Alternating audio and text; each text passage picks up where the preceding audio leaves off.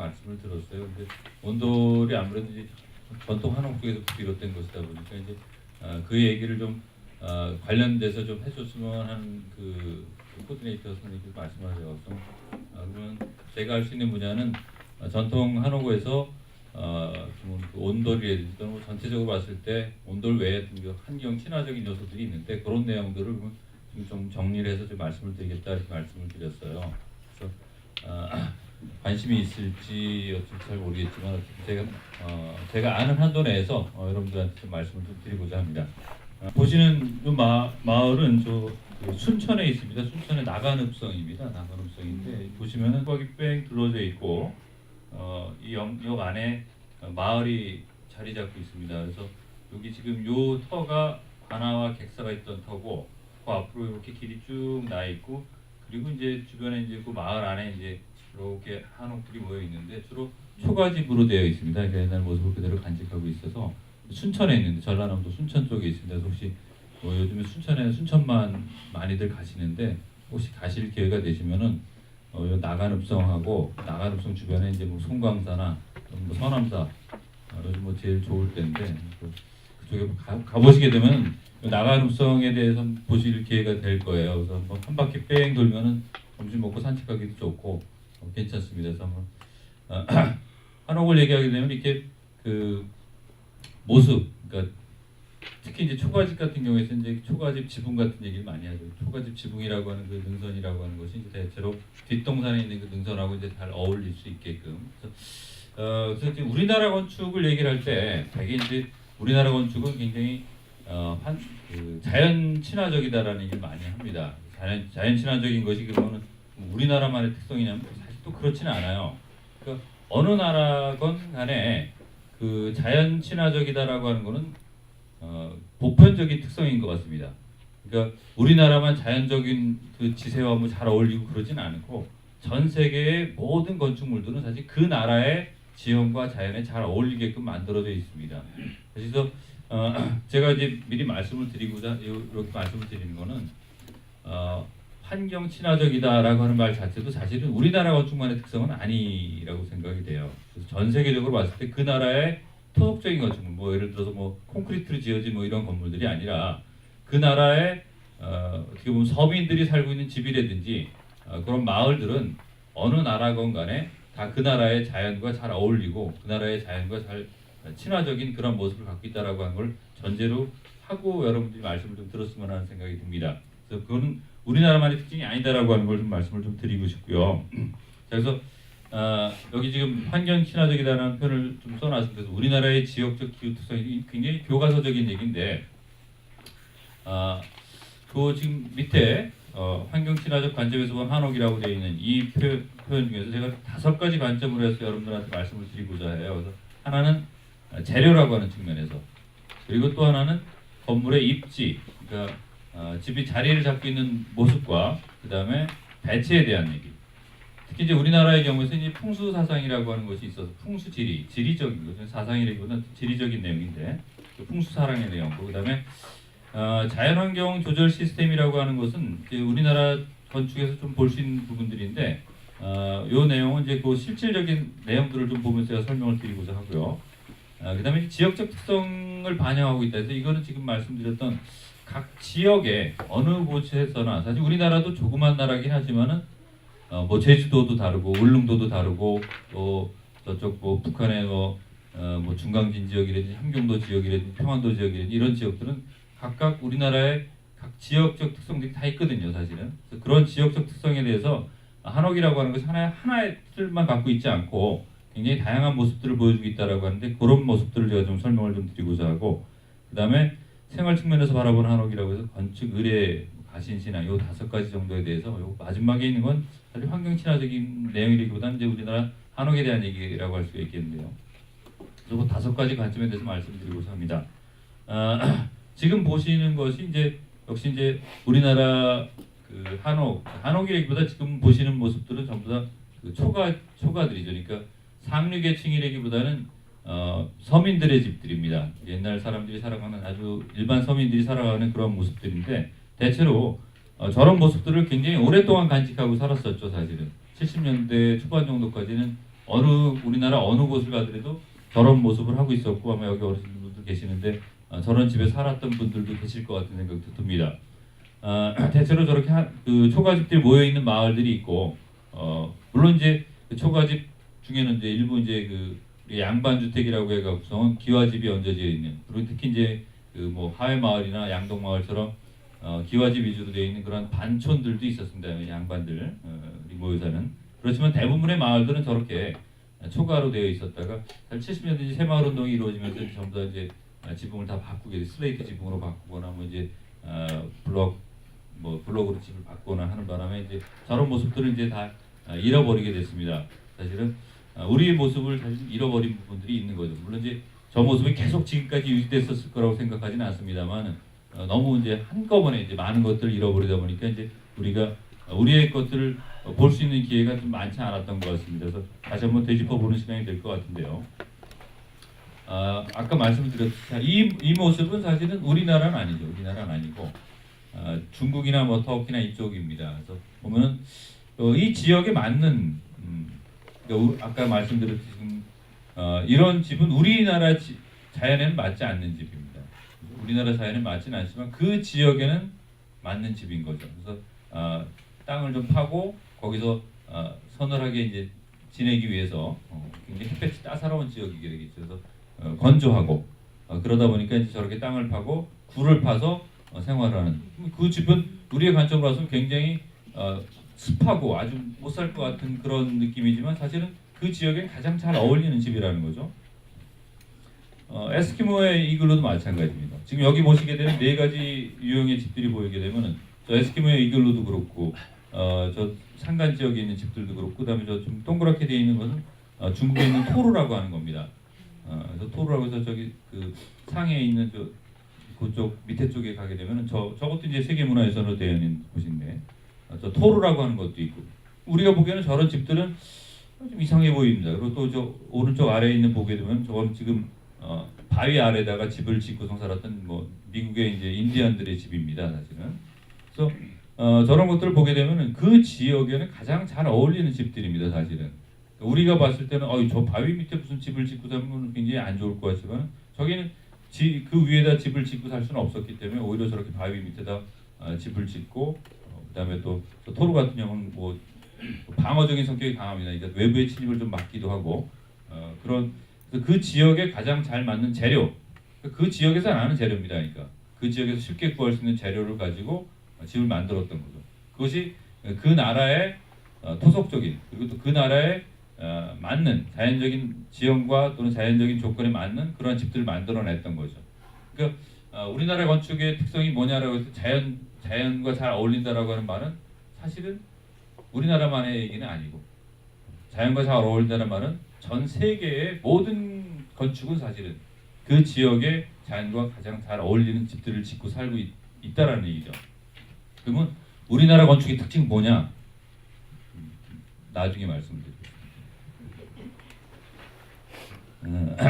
그래서 이제 먼저 5가지 관점에 대해서 말씀을 드리는 것 중에 첫 번째 재료에 대한 얘기를 말씀드리겠습니다. 이것도 마찬가지죠. 그러니까 재료라고 하는 것은 왜 환경 친화적인 재료다라고 하는 것은 우리나라에서 환경 친화적이다라고 하면 우리가 쉽게 구할 수 있는 재료죠. 그러니까 우리가 쉽게 구할 수 있는 재료는 바로 나무죠. 나무와 흙입니다, 사실은. 근데 이건 어떻게 보면 또 역시 마찬가지로 굉장히 보편적인 재료예요. 근데 그걸 얼만큼 사용하느냐의 문제가 되겠죠, 사실은. 그래서 지금 우리나라 지금 좀 쉽게 좀 비교할 수 있는 나라가 우리의 경우에는 중국, 일본이죠. 우리나라. 동아시아 3국. 동아시아 3국에 그러면은 거의 비슷한 곳에 비슷한 위도에 살고 있고 비슷한 지역에 살고 있다라고 생각되는데 사실 세 나라의 건축은 의외로 좀 차이가 좀 있습니다. 특히 이제 중국의 경우에 있어서는 우리보다 흙을 더 많이 사용합니다, 사실은. 그러니까 왜냐하면 그 황하 유역의 흙이라고 하는 것이 굉장히 많이 나오기 때문에 생산이 되기 때문에 그 나라의 경우에 중국의 경우에 있어서는 흙을 굉장히 많이 사용하죠. 그래서 그 흙을 가지고 또 구워서 전돌이라고 얘기를 하죠. 그 벽돌을 만들어서 그걸 구워서 많이 만들었습니다. 일본 같은 경우는 일본은 우리나라보다 사실 나무가 더 많습니다. 많습니다. 많고 기후가 우리보다 좀 따스하기 때문에 습하고 그렇기 때문에 나무가 굉장히 잘 자라고 특히 이제 뭐 삼나무 같은 계열 같은 경우 이제 침엽수 계열 같은 경우 굉장히 잘 자라고 나무가 좋습니다. 우리 반면에 이제 우리나라의 경우에서는 보면 나무나 흙이나 다 쓰는 우리 둘 다 써요. 사실 둘 다 쓰는데 뭐 일본이나 중국도 마찬가지로 다 쓰죠. 쓰긴 하는데 무엇을 더 많이 쓰느냐 더 주된 형식으로 사용하느냐 이 문제인데 우리의 경우에 사실은 그것보다는 사실 돌이 좀 많은 편입니다. 돌이 좋은 돌이 많은 편이에요. 그래서 그러한 특징이 그대로 나타나고 있는 게 뭐냐면 사실 탑입니다. 탑. 집보다는 탑이 그러한 특성을 잘 보여줘요. 그래서 건축물로서는 사실 우리가 중국, 일본, 우리나라를 크게 구분하기 쉽지는 않은데 탑을 보게 되면 동아시아 3국이 굉장히 구별이 됩니다. 그래서 중국의 경우에는 탑을 보게 되면 물론 중국 워낙 크기 때문에 탑이 다 있습니다. 모든 탑이 다 있습니다. 저 토로 같은 거 좀 전에 봤던 것들 있잖아요. 그게 우리는 저 몇 개만 있다고 생각하고 중국에 가서 봤더니 중국에 저 토로가 3,000개가 넘는답니다. 우리나라 양반집의 개수보다 훨씬 더 많습니다. 중국 워낙 많기 때문에 탑도 전탑만 있는 게 아니고 목탑도 있고 석탑도 다 있습니다. 그런데 이제 모든 대부분의 경우에서는 전울은 돌이 아니라 벽돌을 부어서 만든 그러한 탑이 중국의 주된 탑을 이루고 있는 거죠. 반면에 일본의 경우에서는 대부분의 탑들이 목탑입니다. 나무로 만들어져 있죠. 근데 우리나라의 경우에는 어떻게 되냐면은 석탑이 주조를 이루고 있습니다. 물론 초반에는 나무를 만들었습니다만 그렇게 나무가 쉽게 조달이 되지 않고 그러다 보니까 이제 그거를 석탑으로 바꾸게 되죠. 삼국시대 때 이미 석탑을 주로 만들기 시작해서 그 이후에 모든 탑들은 대개가 석탑으로 만들어지게 됩니다. 그런 것처럼 이제 이 동아시아 3국도 크게 보게 되면은 재료의 차이가 크게 드러나게 됩니다. 근데 그 중에 이제 우리나라도 그렇고 일본도 그렇고 중국도 그렇고 사실은 나무라고 하는 것은 뭐 기본적으로 전 세계가 공통적으로 사용하는 재료 형식이죠, 사실은. 근데 우리나라의 나무는 지금 보시면 저 그림에서 보시면 알겠지만은 사실은 그 소나무긴 소나무지만은 우리나라 소나무들이 저렇게 반듯하게 그 일본의 그 육송이라든지 그 일본의 삼나무라든지 침엽수 계통처럼 직선으로 올라가지를 않아요. 보면 지금 저렇게 약간 굴곡이 좀 있고 옹이가 좀 많고 뭐 이러다 보니까 사실 저 재료라고 하는 것이 굉장히 중요한 게 뭐냐면 재료하고 또 그 재료를 사용하게 되는 도구하고 또 밀접한 관계가 있게 됩니다. 우리나라의 나무를 다루는 도구와 일본의 나무를 다루는 도구는 사실 다를 수밖에 없게 됩니다. 이 재료를 먼저 목재, 그래서 뭐 여러분들이 보시듯이 소나무가 굉장히 많이 사용되고 그다음에 또 소나무 외에도 뭐 지금 우리가 산에서 흔히 많이 보게 되는 나무가 뭐냐면 주로 이제 상수리 나무라든지 그 상수리 나무 계통들입니다. 그 나무들도 굉장히 많이 사용됐고요. 나무를 어떻게 사용할 것인가라고 하는 것은 지금 여기 보게 되면은 가운데 있는 걸 뭐 심재라고 하고 이제 그 주변에 있는 걸 변재라고 하고 그러는데 심재의 변형률이 굉장히 큰 편이고 합니다. 그래서 근데 그 나무의 결을 잘 사용을 해야지만 이제 그 나무가 이제 이렇게 어떻게 변형이 될 것이다라고 하는 걸 이제 알아야지만 나중에 시간이 지난다면 지금은 사실은 제재소에서 그런 결을 보거나 또는 그걸 보지 않고서 결을 켜게 되죠, 사실. 그러다 보니까 나무의 특성, 그 나무 하나하나의 특성을 살리기보다는 그냥 각재를 만들어내는 데 집중하다 보니까 나중에 이 휘어짐이라고 하는 것이 고려가 되지 않고 이제 건물을 짓게 되는 경우가 많아요. 그렇게 되면 이제 힘을 받는데 좀 문제가 생기든지 나중에 변형이 생기는 걸 생각하지 못하게 됩니다. 옛날에는 나무 하나하나가 소중했기 때문에 그 나무를 이 나무는 어디에 어떻게 사용되겠다라고 하는 걸 좀 생각하고서 전부 다 대목들이 이제 생각을 했던 거죠. 그러다 보니까 이 나무는 이렇게 휘어져 있으니까 요거를 어디다 사용하면 되겠다라고 하는 걸 정해놓고서 이제 작업을 하게 됩니다. 그렇게 작업을 해야지만 사실은 나중에 안정화되게 되죠. 변형도 크지 않고. 그래서 저 나무라고 하는 걸 잘 볼 수 있어야 됩니다. 물론 이제 석공들의 경우에는 나무를 우리가 목수들이 나무를 많이 보는 것과 마찬가지로 석공들의 경우에는 돌의 결을 봅니다. 또 돌의 결을 봐서 이 돌은 어떻게 변형이 이루어지고 어떻게 쪼개질지 모르니까 이렇게 사용하는 것보다 이렇게 사용한다라고 하는 그런 원칙들도 있는 거고요. 자, 그리고 두 번째 재료는 흙입니다. 자, 저기 보게 되면서 우리나라는 역시 흙을 사용을 하죠. 하는데 이제 벽돌로 구워서 사용하는 것보다는 저렇게 바르는 데 많이 사용을 했습니다. 그래서 지금 보시는 저 그림이 그 토벽이죠. 토벽인데 그냥 흙을 바른 것이 아니라 그 흙을 바르려면 이 바탕이 있어야 되는데 그 바탕을 만들 때 저렇게 쌀이대라든지 저렇게 설외, 눌외 뭐 이렇게 외를 엮은 다음에 그 외가 바탕이 돼서 그 위에다가 이제 흙을 바르게 됩니다. 그래서 저 흙을 바를 땐 또 그냥 흙만 바르는 것이 아니라 뭐 소여물이라든지 아니면 집 같은 것들 같이 이렇게 삶아서 넣게 되면 이제 그게 점착성이 좀 있으니까 그 점착성을 가지고 있는 것을 사용해 갖고 같이 이제 이겨서 바르게 되죠. 근데 건물을 바를 때는 이제 되게 안쪽도 바르게 됩니다. 안을 먼저 바르고 안이 마른 다음에 바깥에 발라야 되죠. 바깥에 바른 다음에 안에 바르면 잘 안 마르게 되니까 말이죠. 순서는 그렇게 씁니다. 그래서 저렇게 외를 엮어서 그 외에다가 바탕을 만들어서 거기다 이제 흙을 바른 벽돌을 만들기보다는 저렇게 흙을 직접 사용하는 것이 이제 우리나라의 흙을 사용하는 방식이에요. 중국의 경우에는 아까도 말씀드렸습니다만 저걸 흙을 벽돌 형식으로 말려서 또는 구워서 사용했습니다.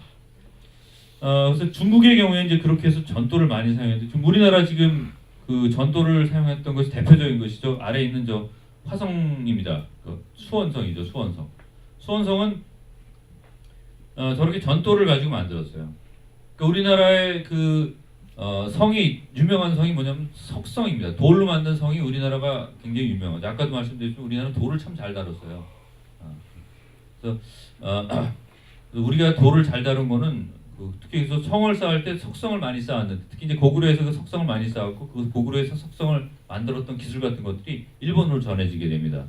일본이 석성을 만들 때 우리나라에서 참 고구려의 기술을 많이 받아들이게 돼요. 지금은 뭐 일본의 성들이 더 많이 잘 남아 있습니다만은 어쨌든 그 성들이 고구려에서 그 석성을 만들던 그 기술들이 일본으로 전해진 것들이 됩니다. 그래서 우리는 기본적으로 그 돌을 갖고서 하는 걸 참 잘했었어요.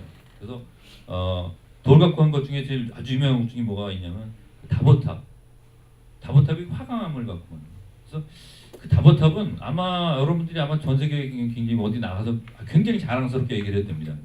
그 화강석으로 만들었다는 얘기만 하더라도 깜짝 놀랄 겁니다, 사람들이. 그 지금으로부터 한 1500년 전이죠. 1500년 전에 화강석을 가지고 화강석은 돌 중에서 굉장히 강한 애거든요. 굉장히 강한 애. 그 강한 애를 그렇게 부재 하나하나를 다듬어 갖고서 동글동글하게 해서 그 부재를 만들어서 그걸 하나하나 이렇게 얹어 갖고서 만들었다라고 하는 것은 그 모양을 만들었던 거는 정말 유례가 없는 겁니다. 화강암을 갖고 저쪽 그 유럽의 무슨 뭐 그 대리석이나 이런 걸 갖고 대리석은 굉장히 약하거든요. 대리석은 얼마든지 다듬을 수 있어요. 그런데 화강암 갖고서는 저렇게 했다라고 하는 거는 그 다보탑을 갖고 만든 그 다보탑을 그 사진을 찍어서 이게 화강암이다, 그레나이트라고 하는 그 화강암이다 그러면은 아마 돌 좀 아는 사람들은 깜짝 놀랄 겁니다.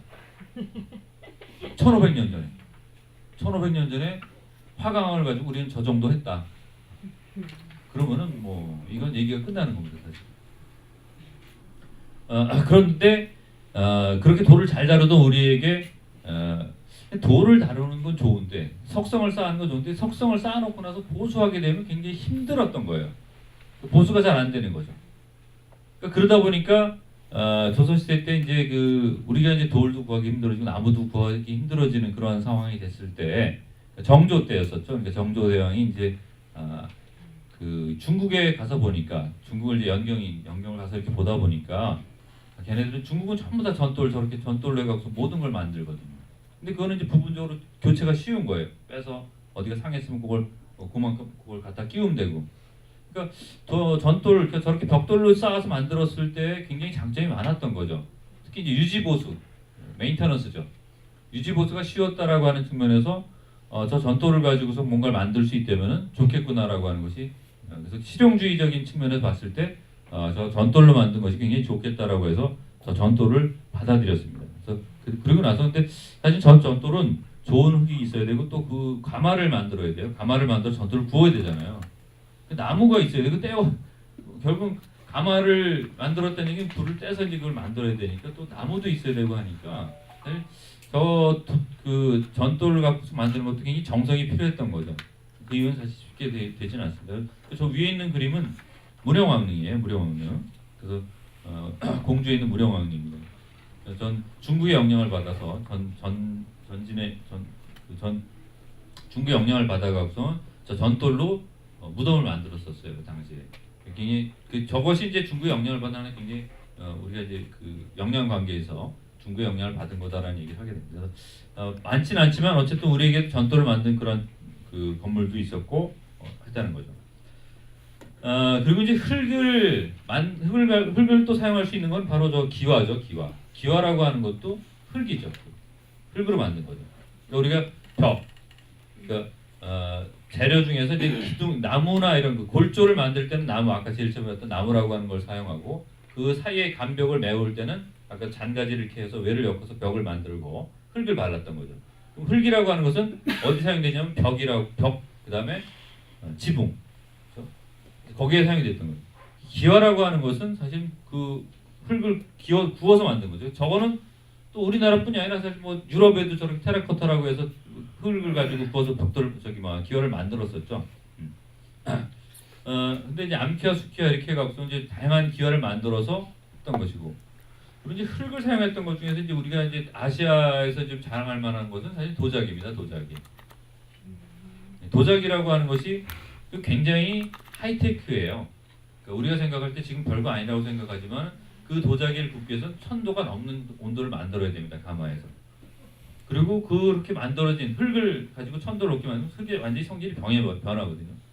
그래서 그것을 도자기를 구워서 정말 잘 구워진 걸 이렇게 탕 치면은 그 아주 굉장히 경쾌한 소리가 나죠. 그래서 그걸 이제 중국의 차이나에서 만들어서 이제 유럽으로 수출을 하죠. 수출을 하는데 유럽 사람들이 봤을 때 그게 뭔지 모릅니다. 처음에는. 이게 도대체 무슨 재료로 만들었는지 알 수가 없는 거죠. 어떻게 만들었는지 알 수도 없고. 근데 이제 그 불을 사용해 갖고서는 그거를 구워서 흙을 구워서 만든 걸 나중에 알게 됩니다. 1000도 이상의 그 불을 사용해 갖고서 그렇게 도자기를 만들 수 있었다는 것도 그냥 아시아에서 그 재를 만든 거잖아요. 굉장히 하이테크죠. 그 당시로서는 반도체와 같은 그런 하이테크를 가지고 있는 거죠. 저 유럽에서는 그걸 못 만들었거든요. 몰랐고 뭔지도 몰랐고. 나중에 이제 자신들의 과학이 발전, 르네상스 이후에 이제 그걸 받아들여갖고선 어떻게 하는 걸 알게 되고선 그리고 나서 이제 오히려 이제 영국에서 이제 본 차이나라고 해서 자기들이 오히려 본 차이나라고 하는 그 상표를 해갖고 오히려 도자기라든지 이런 걸 지금도 잘 만들죠 사실 영국이. 그렇게 됐지만 거꾸로 됐지만 그 흙이라고 하는 것을 저렇게 사용해갖고 기와를 만들고 그 기와도 만들 때 뭐 그렇게 높은 온도를 저렇게 색깔이 좀 시커멓게 나오는 거는 온도가 높지 않은 겁니다. 그러니까 붉은 벽돌하고 이제 까만 벽돌이 있을 때 빨간 벽돌이 더 높은 온도에서 구워지는 겁니다. 서로 온도가 높아지면 빨갛게 나오는 거고 같은 흙인데 온도가 좀 낮으면 저렇게 시커멓게 됩니다. 그래서 온도는 그리 높진 않아요. 저 까만 색깔이 좀 시커멓게 나오는 거지. 기와의 경우에서 어쨌든 그렇게 구워서 그렇게 해서 표면이 이제 매끄럽게 되므로써 방수 처리가 되니까 방수 역할을 하는 거죠 사실은. 그러니까 비가 오는 거를 흘려보내는 역할을 하는 거죠. 그리고 이제 세 번째 재료는 돌입니다. 아까도 말씀드렸지만 이 돌이라고 하는 것은 우리나라에서 정말 저 돌을 다루는 기술이라고 하는 것은 굉장히 발달되어 있습니다. 그렇지만 돌을 잘 다뤘지만은 그 돌을 다룰 수 있는 사람들이 많지 않고 그 돌을 다루는데 이 도구가 그 돌이 이제 우리나라 돌은 화강 힘이 세니까 이 센 돌을 다루기 위해서는 강한 철이 있어야 됩니다. 그러니까 그 강한 철을 또 만들기 위해서는 또 뭐 역시 나무를 불을 만들어야 되고 뭐 굉장히 과정이 있어야 되겠죠. 그러다 보니까 이 돌을 다루고 이것들을 굉장히 힘들게 생각을 했어요. 자연 돌을 사용하는 걸 많이 사용을 했고 그 돌을 저렇게 다듬으려면은 석공들이 관여를 해야 되는데 석공들은 그러니까 그렇기 때문에 옛날서부터 석공들은 품이 셌어요. 지금도 품이 셉니다만은 옛날에도 석공이 품이 돼서 셌습니다. 품이 돼서 세고 그리고 그래서 국가에서 저런 데다 힘을 많이 못 쏟게 국가에서 저렇게 다듬은 돌을 만드는 것을 좀 제한을 합니다. 특히 서울 지역에는. 그래서 숙석이라고 해서 이제 돌을 다듬는 것을 좀 제한을 해요. 조선 시대에는. 그러다 보니까 있는 거 어디서 자꾸 갖다 쓰게 되고 이제 그렇게 되죠. 그래서 지금 보시게 되면은 그 아래 보게 되면 이제 초석인데 초석을 저렇게 잘 다듬은 것도 사실은 굉장한 기술이었던 거예요. 그 당시로서는. 그러니까 지금 우리 예를 들어 삼국시대 때 만들어진 절이다라고 했을 때 그 절에 그 초석을 저렇게 다듬었다라고 했을 때 역시 마찬가지로 화강석인데 저렇게 잘 다듬을 내면 굉장히 쉬운 일은 아니거든요. 그래서 지금 그다음에 뭐 저 지금 기단 지금 큰 그림의 경우에서 이제 그 기단을 보여주는 것인데 그 기단의 장대석 같은 크게 돌을 저렇게 크게 자르는 것도 쉬운 일은 아니겠죠. 옛날에 도구가 좋지 않았을 때는. 그리고 잘못해서 이렇게 쪼갰는데 부러진다든지 이런 일이 있으면 뭐. 자, 그래서 첫 번째 재료에 대한 우리나라 건축에서는 주로 이제 돌과 흙과 나무 이 세 가지가 사용이 되고 그 건물의 그 주된 골격은 나무로 만들고 그 사이를 채워주는 것은 벽돌이라든지 또는 흙으로서 벽을 막아주고 그다음에 기대한 같은 것들은 돌로서 만들었다는 거죠. 그리고 이제 참고적으로 더 말씀을 드리면 이제 돌로 만든 그 탑 같은 것들은 굉장히 자랑스러워해야 될 그런 요소라고 하는 건 여러분들이 좀 알고 계셨으면 합니다. 자, 두 번째 얘기는 풍수에 대한 얘기입니다. 풍수. 이 풍수라고 하는 것. 풍수가 언제 들어온 것이냐면 사실 통일신라 시대 때 우리가 들어온 거라고 얘기를 합니다. 풍수가 들어왔을 때는 사실 뭐 풍수라고 하는 건 지리예요, 지리. 그러니까 땅에 대한 내용이죠. 땅에 대한 내용. 풍수 지리가 들어오게 되는데 지리적인 측면에서 원래 들어오고 원래 발생한 건지 중국에서 발생을 했죠. 근데 중국이 사실 풍수가 발생할 수밖에 없는 거예요.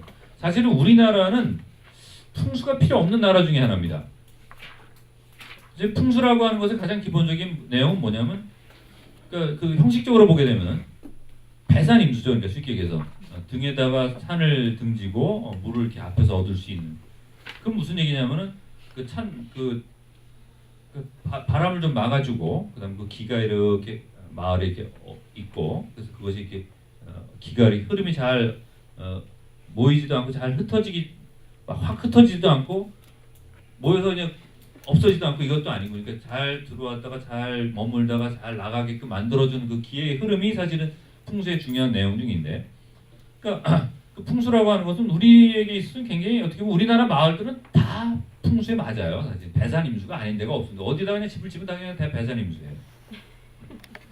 근데 중국에서는 사실은 그게 아니거든요. 중국에서 풍수가 발달할 수밖에 없었던 건 뭐냐면 굉장히 광활합니다. 그러니까 그런 지역에서 집을 지으려고 하면 어떻게 지어야 될지 모르는 거예요. 이게 우리는 집 질 때가 딱 보이잖아요. 이렇게 산이 있으면 거기 산꼭대기 누가 집 짓습니까? 산 아래 뭐 계곡에다 안 짓잖아요. 그냥 집을 지을 때가 눈에 보입니다. 산에 보면은 거기다 집 지면 되는데 중국에 한번 생각해보세요. 중국이 아니라 그냥 일반 평평한 들이 이렇게 쫙 있다고 생각해보세요. 뭐 여기다가 어떻게 집을 짓지? 이런 게 생기는 거예요, 사실은.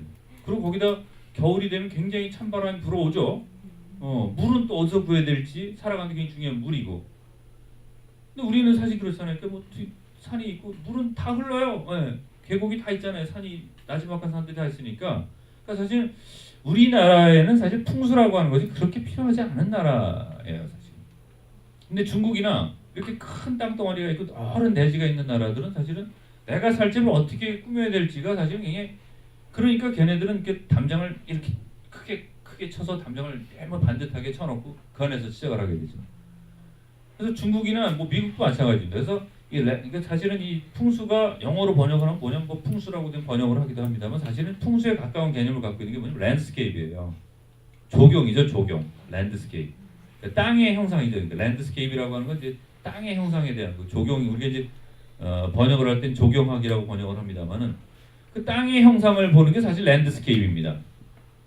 그러니까 땅이 어떻게 생겼는지 보고선 거기다가 나무를 무슨 나무를 심고 뭐 그다음에 그 잔디를 어떻게 심고 그다음에 담장을 어떻게 하고 그다음에 꽃을 어떻게 하고 사계절 어떻게 만들어 나갈까 이거를 하는 것이 사실 랜드스케이프예요. 서양에서의 랜드스케이프입니다. 근데 사실 우리는 그게 필요 없거든요. 그렇기 때문에 우리는 랜드스케이프 발달하지 않았어요. 조경학이라고 하는 것이. 사계절을 다 있으니까 알아서들 꽃들도 사계절 알아서 피고 집도 짓는 것도. 근데 중국에서는 이제 풍수라고 하는 것이 굉장히 필요했던 거죠. 집을 지을 때도, 나라의 터를 잡을 때도 굉장히 중요한 요소였던 거죠. 중국에서 발생이 된 것이 우리나라에 들어오게 됩니다. 들어오게 되는 통일신라 때 들어와요. 근데 저게 필요하지는 않으니까 그게 어떻게 적용이 되냐면 풍수 도참 쪽으로 빠지게 됩니다. 도참이라고 하는 건 이제 약간 예언적인 거죠. 왕이 누가 될까 뭐 왕건이 이제 왕이 되는 얘기 있잖아요. 뭐 나무를 세 개를 얹고 가고 뭐 이런 그 도참적인 걸로 바뀌어가요. 예언적인 걸로 바뀌게 돼요. 그리고 나중에 이제 조선시대로 넘어오게 되면 그것이 이제 그 유교라고 하는 것과 결합이 되면서 풍수가 그 원래 들어올 땐 집을 짓고 이게 양택이라고 얘기하는데 양택으로 들어왔던 것이 조선시대로 들어오게 되면 이게 음택으로 바뀌게 됩니다. 죽은 사람 조상들의 어떤 그 덕을 좀 보기 위한 어떤 하나의 수단으로 바뀌게 되는 거죠. 유교에서 효를 이제 강조하는 어떤 그러한 상황에서 그런 것과 풍수라고 하는 것, 도참적인 것들, 뭐 이런 것들이 같이 어울리면서 음택 쪽으로 빠지게 됩니다. 그러니까 사실 풍수는 사실 원래 양택으로 들어온 거예요. 집을 어떻게 짓고 어디다가 마을을 만들고 어디다 나라의 터를 어디다 잡을 거지 이런 것들로 해서 들어왔던 것이 시간이 지나면서는 우리는 그게 별로 필요하지 않으니까 다른 내용으로 바뀌게 돼갖고서 그 풍수지리가 지금 우리가 생각할 풍수지리라면 뭐 전부 다 떠올리는 건 무덤이죠. 무덤입니다. 무덤을 써야지 내가 대통령이 될 수 있을지 뭐 이런 것만 생각. 근데 원래 들어왔을 때 풍수는 사실은 양택의 개념으로 들어옵니다.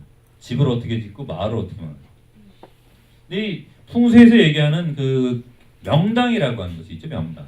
여기 그림 보게 되면 이제 왼쪽에 있는 그림을 보시게 되면 이제 이게 어떻게 보면 그 주변에 그러니까 우리나라의 산은 다 이래요. 그러니까 산이 항상 있죠. 산이 항상 있고 그 중에 이렇게 겹겹이 둘러싸여져 있는데 그 중에 이제 명당이라고 생각되는 이런 곳들이 있는 거죠. 명당이라고 생각되는 곳이 이런 곳이 있는데 이곳이 대체로 봤을 때는 굉장히 터가 우리가 생각했을 때 그 명당이라고 했을 때 약간 좀 이렇게 편안한 그런 곳이라고 생각하는데 그 풍수에서 봤을 때 명당이라고 하는 것은 굉장히 급한 곳에 형성이 됩니다. 그 풍수를 보시는 분들이 생각하는 그 명당의 터라고 하는 것은 그 기가 이렇게 생땅이 나오기 그 기가 좋은 곳인데 그런 기가 이렇게 탁 뭉치는 그런 명당 자리라고 하는 것이 굉장히 그 경사가 좀 급한 곳에 형성이 되게 돼요. 그래서 그렇게 급한 곳에 형성이 되게 되면 거기다 집을 지으려면 어떻게 해야 되냐면은 땅을 만들어야 돼요. 대지를 땅을 만드는데 지금 같으면 우리는 다 어떻게 땅을 만드냐면 그런 그 경사지에다 집을 짓는다 그러면 우리는 어떻게 요즘 집을 짓냐면 절토를 합니다. 땅을 파내죠 이렇게. 그래서 이제 집을 짓기가 좋으니까 말이죠. 그런데 풍수에서는 절토라고 하는 것을 하지 않습니다. 성토를 합니다. 그러니까 땅을 이렇게 북돋아서 이렇게 터를 만드는 거죠. 깎아내지 않고 앞에다가 터를 이렇게 만듭니다. 생김새는 똑같지만은 성토냐 절토냐의 문제입니다. 사실은 절토를 하지 않고 성토를 합니다. 그러니까 이 원래의 땅을 건드리지 않는 거죠. 그러니까 풍수가 다시 우리가 이제 좀 생각을 해야 될 건 뭐냐면 우리가 지금 모든 건물들을 짓거나 할 때 이제 자꾸 이렇게 그 경사지에다 모든 걸 짓게 되는데 그럴 때 보면 전부 다 절토를 해요. 그러니까 산의 모양들이 아주 엉망이 되는 거죠. 산이 산 같지 않아지고 모든 그 보면 아주 흉한 자기들은 좋다고 짓죠. 그러니까 집을 질 때 본인들의 집은 이렇게 그냥 아주 그냥 뭐 높은 데다 저거서 다 내려다 보는 걸 우리는 자꾸 이제 그런 걸 생각을 하는데 그래서 높은 곳에 자꾸 지어서 할 때 절토를 해갖고선 아주 그냥 뭐 그렇게 집을 짓는데 그 풍수라고 하는 건 그런 거가 아닙니다. 풍수에서는 절토를 하지 않고 성토를 해서 그 땅을 다져갖고선 시간이 지나면 거기 건물을 지을 수 있게 하는 것이 이제 풍수에서의 기본적인 터를 다지는 방법 중에 하나입니다. 그러니까 굉장히 풍수라고 하는 건 굉장히 환경 친화적으로 볼 수가 있는 거죠. 사실 사상 자체가. 그리고 풍수라고 하는 장풍득수입니다. 그러니까 장풍 바람을 막고 그다음에 물을 얻는다라고 하는 그 약자가 풍수예요. 장풍득수라고 하는 그러한 것에서 시작된 것이 풍수인데 그러니까 그렇죠. 그러니까 바람을 막아줄 수 있는 산을 좀 배경으로 하고 그다음에 안에 물을 얻을 수 있게 쉽게 얻을 수 있는 곳 그리고 이제 그 안에서 좋은 기운이 이렇게 머무를 수 있게 만드는 거죠. 좋은 기운이 머무를 수 있게 만드니까 이렇게 직선으로 길이 뻥 뚫려져 있는 걸 싫어했죠. 싫어했기 때문에 마을을 들어올 때도 이렇게 돌아서 들어옵니다. 길이 물길이 나가는 것도 이렇게 골고루 흘러나가게 되죠. 그래서 서울을 예를 들어서 보게 되면은 서울의 예를 들어서 그 청계천이 흘러나가는 그런 물이라든지 이런 것들이 이렇게 돌아서 나가게 되고 그다음에 원래는 지금은 우리가 남대문에서부터 광화문까지 해서 직선으로 쭉 길이 뚫려져 있지만 원래는 그 중간에 황토현이 있어서 돌아서 가게 됩니다. 그러니까 그 원래 길은 어떻게 되면 숭례문에서부터 종각까지 이렇게 갔다가 종각에서 이렇게 꺾어져서 광화문으로 올라가게끔 그 길이 이렇게 돼 있었어요. 그러니까 돌아서 이렇게 들어가게 돼 있었던 거예요. 그리고 동서로 쭉 길이 동대문에서부터 도남문까지, 그래서 돈이문까지 그 동서로도 긴 길이 있는데 그 길들이 일자로 뻥 뚫린 게 아니라 이렇게 가서 돈이문 쪽에서 이렇게 휘어집니다. 그러니까 거기 지금 강북 삼성병원인데서 이렇게 휘어지게 되죠. 휘어져서 이렇게 내려가게 되죠. 그렇게 반듯한 길을 좋아하지는 않았습니다. 풍수적인 관점에서 보게 되면 그 기의 흐름이라고 하는 것이 너무 확 쏠려서 나가거나 또는 확 들어오거나 이것이 좋은 게 아니니까 머무를 수 있고 또 적당한 때 나갈 수 있고 그런 그 기의 흐름이라고 하는 것이 좋은 것이 풍수다라고 하는 것이죠. 그래서 풍수가 이제 그 통일신라 시대 때 들어와서 우리나라에 이제 그 양택에 많이 적용을 됩니다. 특히 고려 시대 때는 이 오른쪽에 있는 이 그림이 고려의 그 궁궐이었던 만월대라고 하는 곳입니다. 만월대. 고려의 궁궐이었었죠. 500년 동안의 고려의 수도였던 그 개성입니다. 개경이고 거기에 궁궐의 배치를 보게 되면은 지금 뭐 경복궁하고 굉장히 차이가 납니다. 경복궁이나 여러분들 혹시 뭐 중국의 자금성 가서 보셨겠지만은 그런 궁궐하고는 굉장히 차이가 나요. 그러니까 이 앞에는 뭐 그 정전 회경전이라고 하는 정전이 있습니다만 그 뒤에 있는 뭐 장화전이라든지 이런 그 건물들이 다음 이 그림을 보시죠. 이게 그 개성입니다. 개성인데 개성의 그 송악산이 주산이죠. 송악산이 풍수로 봤을 때 굉장히 우리나라에서 제일 좋은 곳이 어디냐 풍수적으로 봤을 때 제일 좋은 곳은 저 송악산 아래를 제일 좋은 곳으로 칩니다. 그 두 번째 좋은 곳은 묘양산 아래에 있다고 해요. 묘양산이라고 평양부터 묘양산 아래쪽이. 근데 어쨌든 이 송악산 악산이 이제 명당을 만드는 중요한 역할을 많이 하는데 이 송악산 아래 이렇게 도성을 만들었어요. 개성을 만들었는데 이 성을 보게 되면은 이렇게 중간에 이제 그 성도 있고 이 궁성도 있고 항성도 있고 그러는데 이 길을 보게 되면은 길이 이렇게 쭉 따라 올라오다가 여기서 대부분의 궁궐 같은 경우에는 남문으로 들어가는 게 일반적이에요. 남쪽에 정문이 있잖아요. 조선 그 한양에는 경복궁도 마찬가지잖아요. 정문이 이렇게 남쪽에 있잖아요. 근데 여기는 동쪽에 있습니다. 동쪽에 있어서 이렇게 들어가야 돼 있어요. 여기 역시 마찬가지로 기의 흐름 같은 거 관련이 됩니다. 그래서 동쪽으로 들어가서 이렇게 올라가게 돼 있어요. 그리고 그 아래 그 안에서 그 축이 그러니까 건물의 축을 배치하는데, 그러니까 우리 보통 일반적인 궁궐 같은 경우에 아주 남북축 직선축을 쫙 잡습니다. 경복궁을 생각하시면 제일 좋습니다. 그래서 제일 앞에 광화문이 있고, 그다음에 흥화문이 있고, 그다음에 근정문이 있고, 근정전이 있고, 그다음에 뒤에 사정전이 있고, 그다음에 그 교태전, 강령전 뭐 이런 쭉 일직선 축선상에 쭉 되는 뭐 정전, 편전, 친전이 쭉 배치되어 있는 것이 보통 일반적인 궁궐이었었죠. 근데 이 고려 궁궐을 보면은 그냥 이 회경전 이거 하나만 정말 제대로 된 축을 하나 갖고 있고 나머지 것들은 다 제각각이에요. 근데 이거는 경사가 이렇게 형성이 되어 있거든요. 지형이. 그러니까 이 고려 궁궐이었던 만월대라고 하는 것은 그 지형을 우리처럼 뭐 싹 지형을 막 갈아엎어서 평평하게 만들어 놓은 다음에 건물을 지은 것이 아니라 그냥 그 지형을 그대로 이용해 갖고서 건물을 배치하고 했던 것이죠. 그러니까 그만큼 풍수가 중요했던 거지. 그래서 고려의 많은 부분들이 풍수라고 하는 거하고 굉장히 직접적으로 연관이 됩니다. 풍수 사상이 많은 것을 영향을 주죠. 500년 동안 계속 이어져 왔으니까 그 내용 자체가. 그러니 뭐 조선 시대 때도 사실은 한양을 그 천도하면 한양 천도를 할 때 한양을 만들어 나가는 과정에서도 풍수가 중요할 수밖에 없습니다. 그러니까 그래서 한양은 좀 독특한 그래서 그 두 가지 요소가 같이 결합된 걸로 나타나게 돼요. 풍수적인 요소도 있고 그다음에 유교적인 내용도 담겨져 있는 그 두 가지가 같이 복합돼서 나타난 그러한 그 어떻게 보면 재창조된 어떤 그러한 모습을 보여주게 되죠. 중국과 또 다른. 근데 어쨌든 고려시대의 풍수라고 하는 건 굉장히 다방면에 영향을 주었었고 많은 부분에 영향을 주었고 특히 저 궁궐이나 상류계층에 있어서는 풍수 사상이 굉장히 중요한 내용이 됐었습니다. 이게 지금 그 만월대예요, 만월대.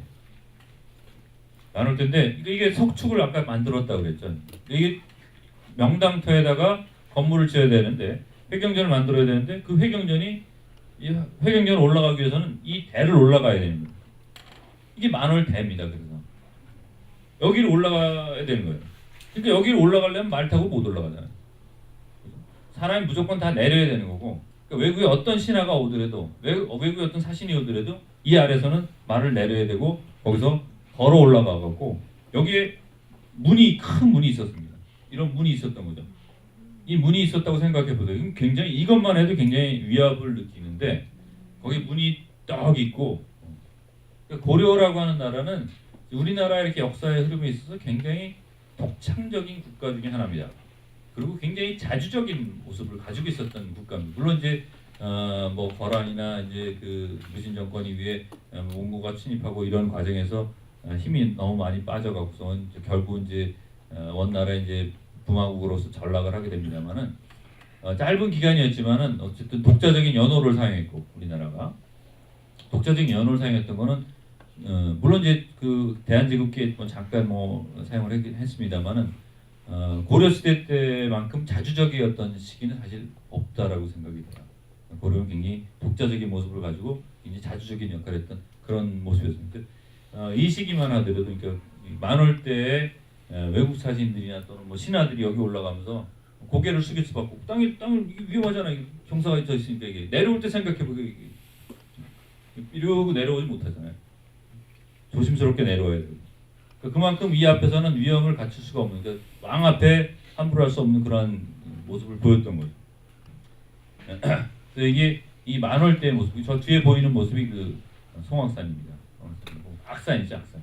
악자 붙은 산들은 전부 다 정말로 셉니다, 산들이 그죠? 월악산, 뭐 관악산, 전부 다 그 설악산, 악산들이 돌로 된 그 풍수로 따지면 다 화산들입니다. 불기가 화산계열에 속하는 겁니다. 원래 모습은 이렇게 생겼을 거라고 이제 추정을 하고 있습니다. 자, 그래서 이거는 지금 아까 좀 전에 말씀드렸지만 조선의 한양입니다. 한양인데 한양은 그 두 가지를 그 풍수라고 하는 거 굉장히 중요해요. 초반에 한양이라고 하는 곳에다 그 서울을 접는 과정에서 굉장히 우여곡절이 많잖아요.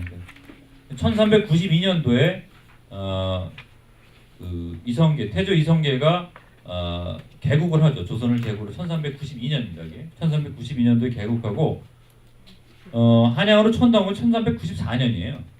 2년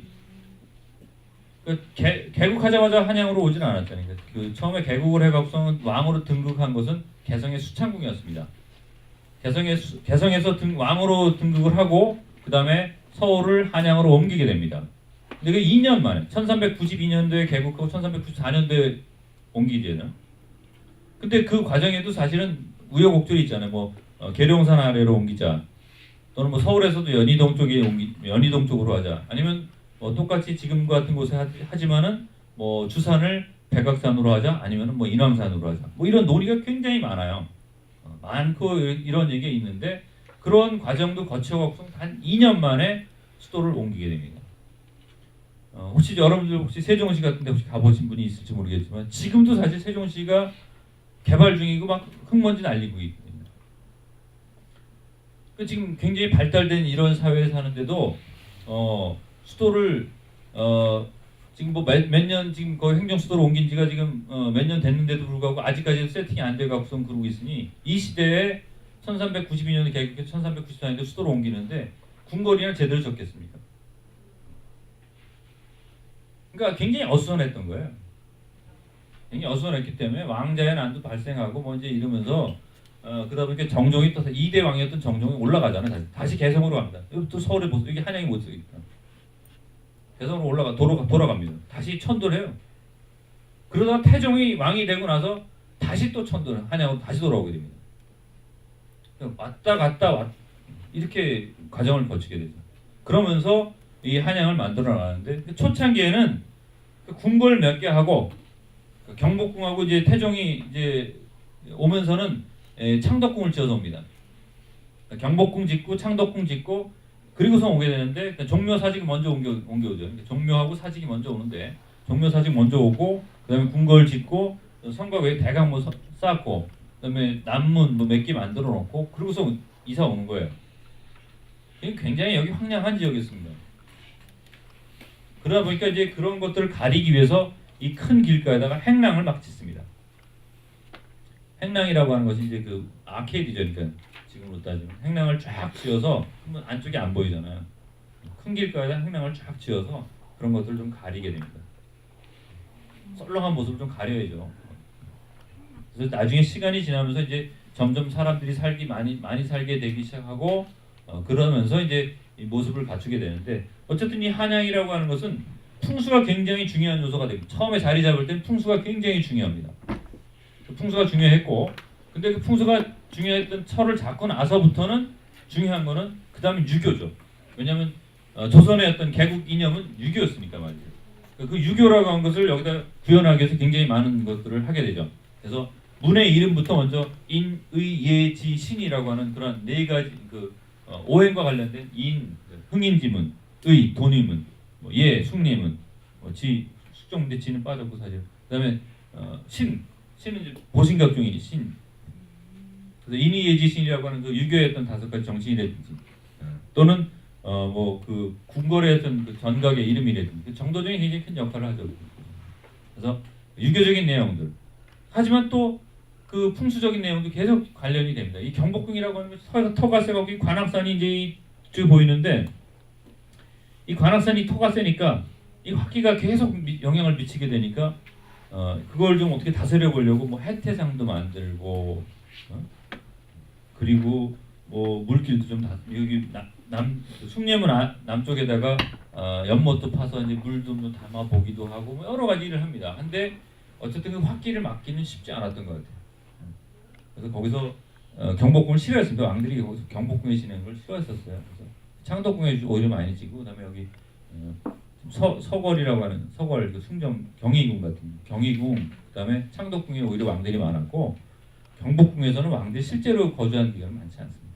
거기 터가 세고 워낙에 좀 일들이 많이 있었고 특히 이제 외국에서 사신이 오거나 뭐 그럴 경우에 이제 정전으로서 역할을 많이 합니다만은 실제로 왕이 거주한 곳은 제일 많이 거주했던 곳은 창덕궁, 경희궁 뭐 이쪽입니다 사실. 어쨌든 그래서 종묘, 좌묘우사 그러니까 중국의 어떤 유교적인 내용을 담고 있는 것인데 이 풍수적인 것과 더불어서 유교적인 내용을 담고 있는 것이 그 좌묘우사 전조후시라고 하는 그 궁궐 그 나라를 경영하는 데 있어 굉장히 중요한 역할을 했던 것이 주례라고 해서 주나라 때 사용됐던 예가 주례라고 정리된 게 있었는데 그 주례의 그 도성을 경영하는 방법에 대한 내용들이 아닙니다. 도성을 만드는 거에 대한 그런 내용들 중에 중요한 것이 뭐 좌묘, 우사, 좌묘라고 하는 건 종묘, 우사, 사직, 전조로 조라고 하는 건 행정기관입니다. 그래서 궁궐의 앞에다가 그런 행정기관들을 놓고 육조거리죠. 행정기관을 놓고 후시, 그러니까 시장은 뒤에다 놓으라는데 시를 뒤에다 놓을 수는 없으니까 우리나라 같은 경우 이제 유기전이라고 하는 걸 여기다 배치했었죠. 그래서 그런 그 유교적인 내용, 그래서 아까도 문 이름이라든지 또는 뭐 이런 것들은 지금 했던 그 기관들을 배치하는 거에서는 유교적인 내용을 따르고 그다음에 전체적인 형국을 꾸미는 데 있어서 중요했던 거는 풍수였던 것이고요. 그래서 조선의 한양이라고 하는 것은 그 두 가지 요소, 그러니까 풍수라고 하는 것과 그다음에 유교적인 내용이 같이 복합돼서 나타나는 그런 수도의 모습을 보여주고 있습니다.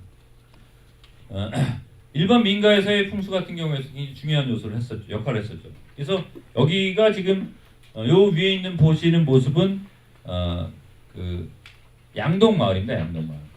경상북도 경주시 북쪽에 있습니다. 양동마을. 그다음에 여기는 여러분들 딱 보면 아시겠지만 하회마을입니다. 물이 이렇게 수태급 해서 이렇게 물이 이렇게 흘러가는 모습을 보여주는 하회마을이고 여기 양동마을이에요. 양동이나 이 하회나 풍수가 굉장히 중요한 역할을 합니다. 그래서 이 터를 잡는 데 있어서 양동마을 같은 경우에서 이 양동마을이 두 성씨가 거주를 해요. 그래서 중요한 성씨죠. 그 마을에서. 그래서 한 성씨는 경주 손씨, 그다음에 여주 이씨. 그래서 이 두 성씨가 이제 서로 경쟁하는 구도를 갖고 있는 그런 곳인데, 그래서 서백당이 제일 먼저 만들어지고 그 다음에 이게 이제 경순 씨 집안이에요. 경순 씨 서백당. 그 다음에 만들어진 것은 무첨당. 무첨당이 이제 여주이 씨. 그리고 이제 관가정. 그 다음에 향단. 이거 향단은 또 여주이 씨. 여기 관가정은 또 경순 씨. 그래서 서로 집안에서 중요한 진기마다 이렇게 하나씩 차지해 갖고 건물을 짓고 그 다음에 마을이 만들어지기 시작합니다. 그래서 이게 양동마을이고요. 양동마을에서 이 산의 지세가 굉장히 중요한 역할을 합니다. 이 집을 잡거나 마을을 만드는. 하회마을은 이 물이 이렇게 돌아나가면서 태극 모양을 만들고 있고 거기에 이제 이렇게 양명한 곳에 마을을 만들었죠. 근데 이 양동마을이나 저 하회마을이나 이 처음에 만들어질 당시 초기에는 사실은 그 종법적인 질서, 그러니까 유교적인 질서가 만들어지기 전이었었어요. 그러니까 저런 마을들이 막 만들어지는 것은 되게 조선 전기 마지막 정도입니다. 그리고 이제 실질적으로 많이 만들어지게 되는 것은 임진왜란 이후의 일들인데, 저 마을들이 만들어질 때만 하더라도 그런 그 남성 위주의 어떤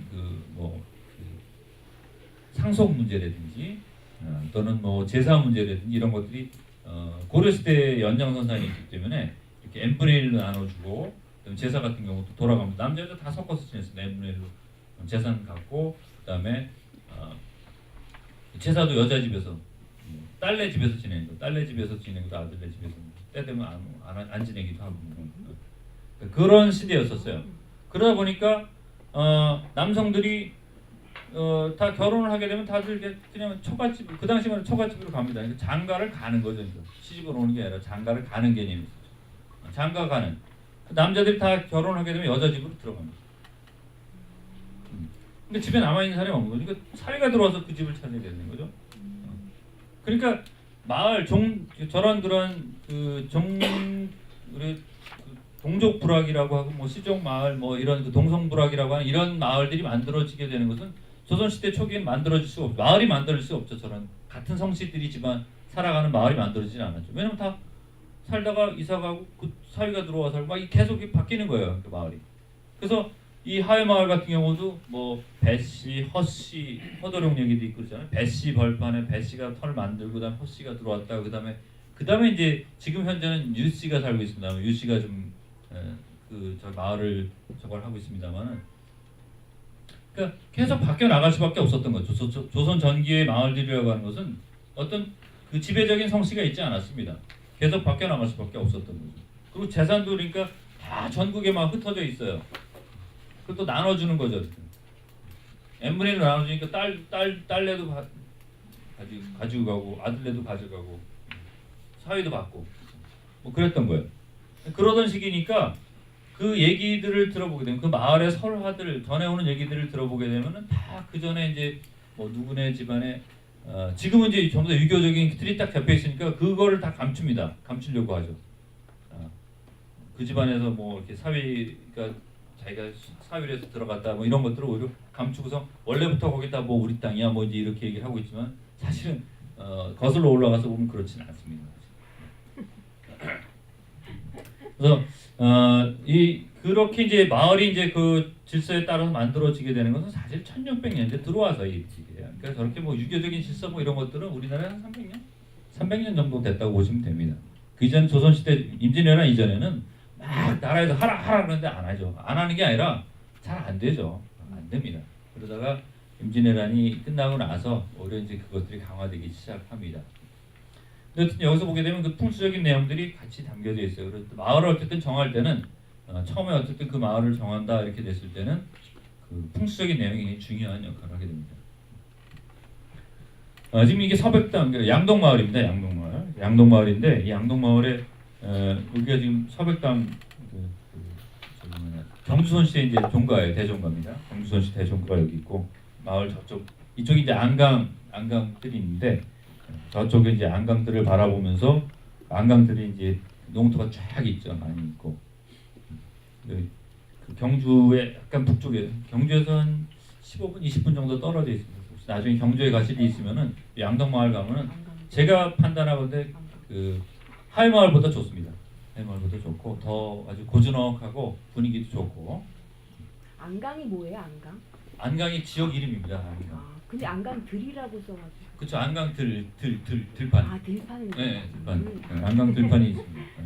안강 들판이 있고 안강 전투가 유명했죠. 6.25 때. 안강을 정시로 해서 그 강을 뺏기면 완전히 이 남쪽이 완전히 무너지는 거죠. 굉장히 치열한 전투가 있었습니다. 저 안강들 전쟁이 굉장히 전투가 6.25 전쟁이 굉장히 중요한 전투 중에 하나였습니다.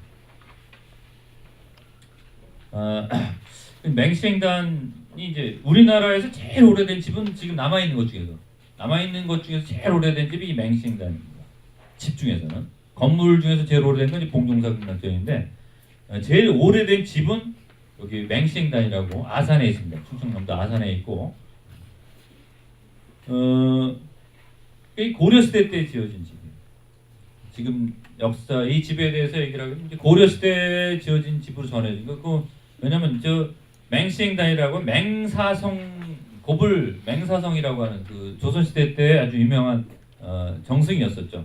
그 고불 맹사성 선생의 집이에요. 근데 이걸 누가 지어줬냐 하면은 그 맹사성이라고 하는 그분이 그러니까 최영 장군의 손녀 사위예요. 그러니까 이 맹사성이라고 하는 분이 최영 장군의 손녀 사위예요. 그러니까 최영 장군이 손녀 사위한테 집을 지어준 거죠.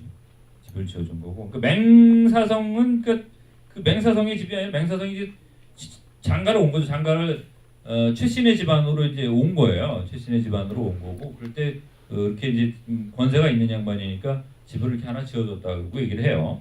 전하는 말로 어쨌든 최영 장군이 지어진 집이니까 고려시대 때 고려 말에 지어진 집이라고 지금 전해져 오고 있어요. 지금 조금 바뀌긴 했는데 어쨌든 고려시대 때 지어진 집이다 보니까 여기 지금 보시게 되면은 방위표를 보게 되면 말이죠. 여기 지금 이쪽이 북쪽이에요. 아래쪽이. 그러니까 이 집이 북향을 하고 있다는 얘기입니다. 북향을 하고 있어요. 그 지금으로서 사실 그 상상하기가 힘들잖아요. 보통 집을 지면은 다 웬만하면 다 남향으로 짓잖아요. 그 당시에 무슨 뭐 집이 지금처럼 막 많았던 것도 아니고 얼마든지 남향으로 이렇게 집을 지을 수도 있었을 거 아니에요. 그런데 왜 지금 저렇게 북향을 하고 집을 지었어? 북향 거기다 뭐 손녀 사이가 굉장히 미웠나? 그것도 아닌데 손녀 사이 뭐 손녀 귀여워했을 거고 집을 지어줄 정도면 괜찮게 생각했으니까 집을 지어줬는데 그러면 좀 좋은 데다 지어주지. 왜 북향하게 지어줘? 그리고 뭐 그 양반이 뭐 권세가 없었던 양반도 아니고 충분히 그럴 만한 위치에 있었던 분인데 왜 저렇게 집을 지어줬을까 생각해보면 사실은 향을 남향하는 거, 그래서 우리가 지금 풍수적으로 봤을 때 남향해갖고 뭐 이런 거 그러니까 그것보다 더 중요한 거가 땅의 지세가 더 중요하다라고 봤던 게 명당이라고 생각했던 거예요. 명당. 그러니까 명당이기 때문에 향에 구애받지 않고 북쪽을 향한 집을 지었다라고 하는 거가 이게 뭐 그냥 일반 집도 아니고 아주 권세가 있는 집안에서 북쪽을 향해서 집을 지었다는 거가 사실 그 당시에 풍수가 그만큼 중요했구나라고 하는 걸 상대적으로 좀 보여주는 내용이 되겠죠.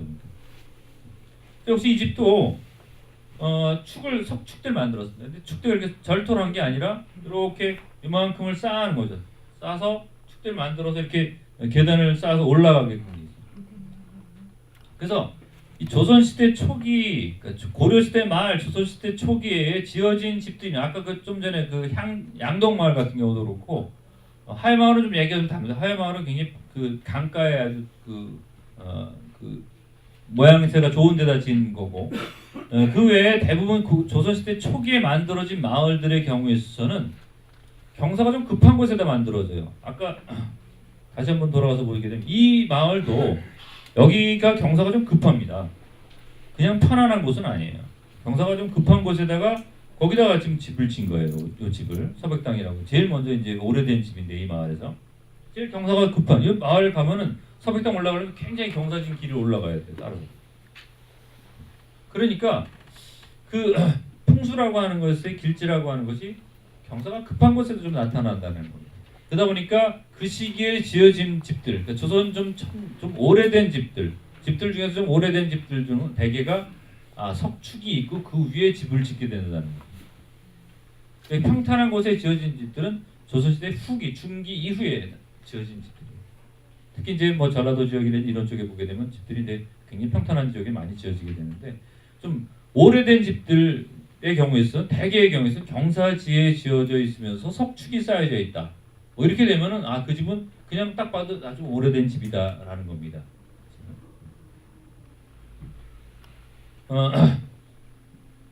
그리고 좀 오래된 집들 중에 그 안동에 가면 임천각이라고 하는 집이 있습니다. 여러분들 안동에 혹시 가보시게 되면은 안동에 가보신 분이 많지는 않겠지만 어쨌든 안동? 안동에 가보셔도 사실 여기를 갈 일은 별로 없을지 모를 가본 적이 거예요. 없지. 안동에 갔지만. 네. 안동에 가면은 여기 그 신세동 전탑이라고 해서 아주 우리나라에서 제일 큰 전탑이 하나 있어요. 전돌로 만든 탑이 하나 있는데 그 안동댐 가다 있어요. 안동댐 되게 헛제사밥 먹으러 많이들 가시는데 헛제사밥 먹으러 갈 때 보면 보여요. 안동 탑이 하나, 전탑이 하나 보이는데 그 전탑 바로 옆에 있습니다. 그래서 이 집도 오래된 집이에요. 근데 오래된 집이고 그래서 보니까 이렇게 경사가 이렇게 져 있고 바로 앞에 중앙선이 지나는 철도가 지나는데 경사가 져 있고 보게 되면은 깎은 게 아닙니다. 이렇게 보게 되면 이 터 같은 것들 전부 다 이렇게 돌로 석축을 성토를 한 거죠. 사실 성토해서 집 만든. 이 뒤에 집도 그렇고. 자, 여기는 예천입니다. 예천에 저 경상북도 예천 쪽이죠. 안동 문경에서 안동 가다 예천에 보게 되면 역시 마찬가지래요. 이렇게 경사가 져 있어요. 특히 안채 같은 경우에 경사가 굉장히 급한 곳에 얹혀져 있습니다. 그래서 제가 뭐 보여드리는 것은 그 풍수라고 하는 것에서 조선 초기 집들은 풍수를 좀 중요시했기 때문에 경사지에다가 석축을 쌓아서 집을 지었다라고 하는 걸 좀 말씀을 드리고 싶은 거예요. 그래서 풍수의 어떤 내용은 대체로 그런 식으로 설명을 해볼 수가 있을 것이고. 자, 그다음에 이제 세 번째가 환경 조절 시스템에 대한 내용입니다. 환경 조절이라고 하는 것은 특히 이제 우리 건축이라고 하는 것이 아까도 말씀드렸습니다만은 전 세계의 모든 건축물들이 특히나 이제 그 서민들이 사는 그런 집들은 전부 다가 자연 친화적이단 말이죠. 자연과 잘 어울린단 말입니다. 그런데 그럼 우리나라 주택은 과연 무엇이 자연과 잘 어울리냐 이런 얘기예요. 그 중에 이제 하나 보게 되면 기후 조절에 특히 이제 일사 조절 같은 경우. 그러니까 우리나라 주택에서 되게 첨하라고 하는 거예요. 첨하. 이게 원래 첨하 밑이라고 하죠. 첨하인데 그 첨하라고 하는 것이 얼만큼 이게 길이를 내느냐 말이죠. 사실 중요한 거예요. 그러니까 이 길이를 얼만큼 내느냐.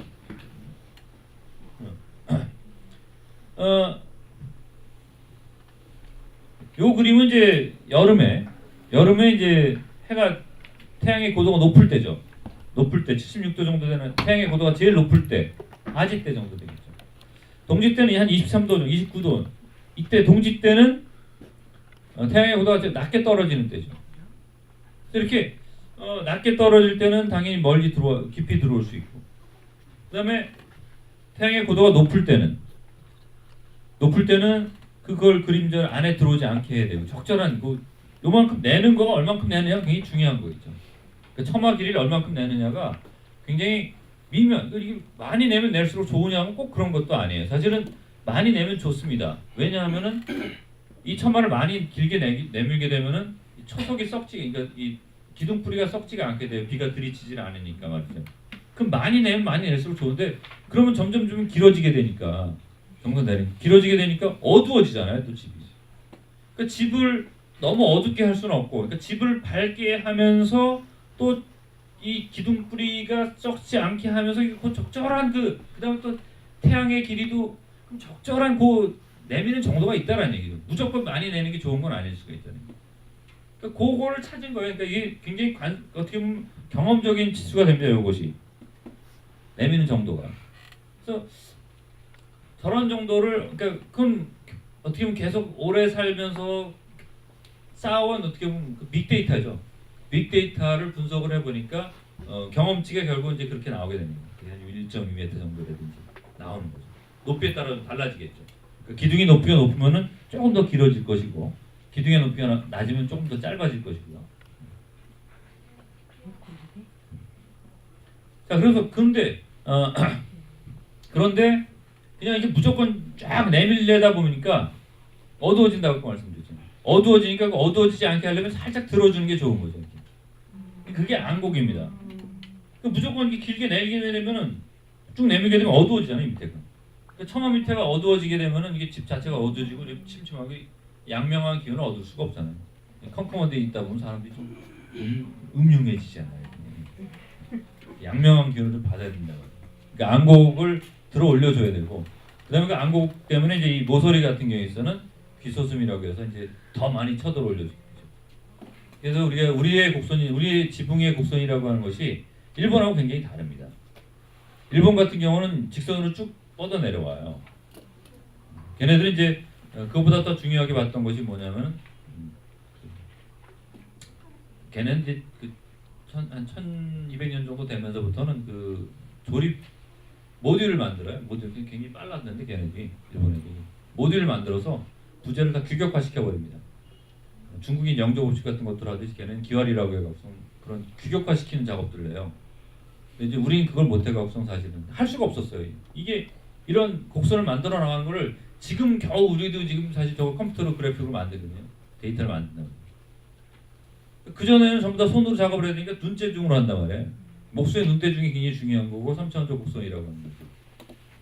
지금 겨우 우리가 이제 비로소 이제 이걸 컴퓨터로 이제 컴퓨터가 발달이 되니까 이게 가능해졌어요.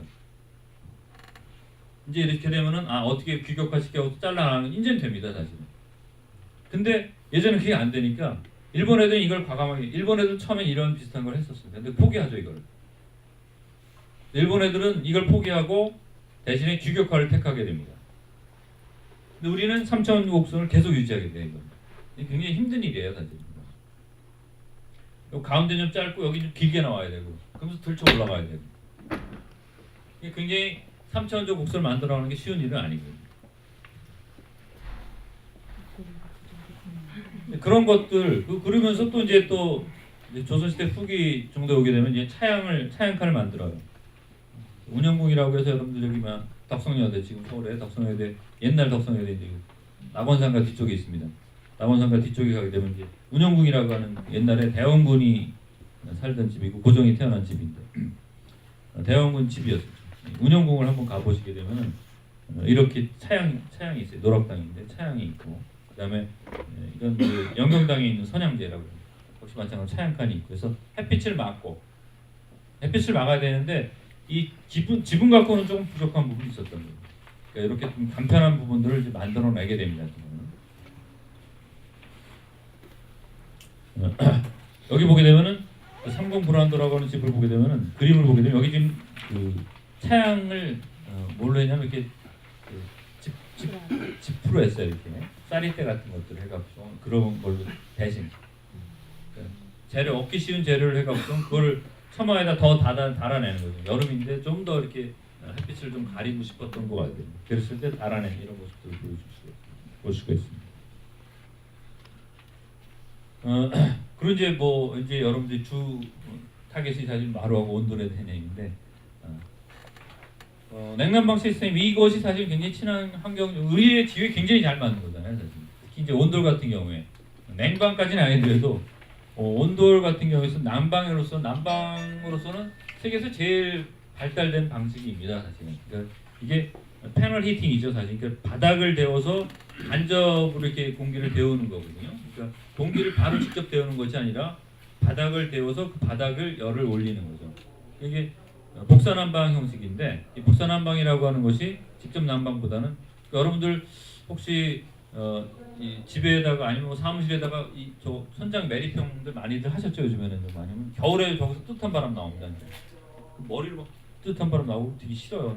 저는 학교에서 설치되어 있는데 안 씁니다. 머리 뜨거운 바람 오면 아주 싫어. 네. 그래서 이게 직접적인 바람을, 이렇게 뜨거운 바람을 불어 넣는 거가 사실 몸에 좋지는 않습니다. 근데 이제 이게 바닥 히팅, 그 온돌 같은 경우가 좋은 게 뭐냐면 바닥을 데워서 그 바닥이 데워진 거를 이 공기를 순환을 시키죠. 그러니까 바닥을 데피게 되면은 뜨거운 공기 이제 위로 올라가니까요. 뜨거운 공기 위로 올라가고 찬 공기 내려오고, 또 바닥이 또 뜨뜻하니까 또 돌리고. 그러니까 사실 그걸 이불을 덮어놓게 되면은 안 돼요 사실 원래는. 그러니까 원래 이 난방 시스템은 이거를 바닥을 그냥 열어놓고서는 이거 돌려야 되는 거예요. 근데 우리가 이제 워낙에 옛날에 이제 단열이 안 되니까 다 식어버리니까 이제 이불 덮어서 바닥만 딱하게 이제 해놓고 그랬었는데, 원래대로 개념을 보게 되면은 바닥을 데핀 거를 간접적으로 또 공기를 데펴야 되는 거죠. 지금 아파트들은 다 그렇게 돼 있잖아요. 사실. 보일러 키면은 바닥이 데워지죠. 바닥이 데워지고 그다음에 그 공기가 돌죠.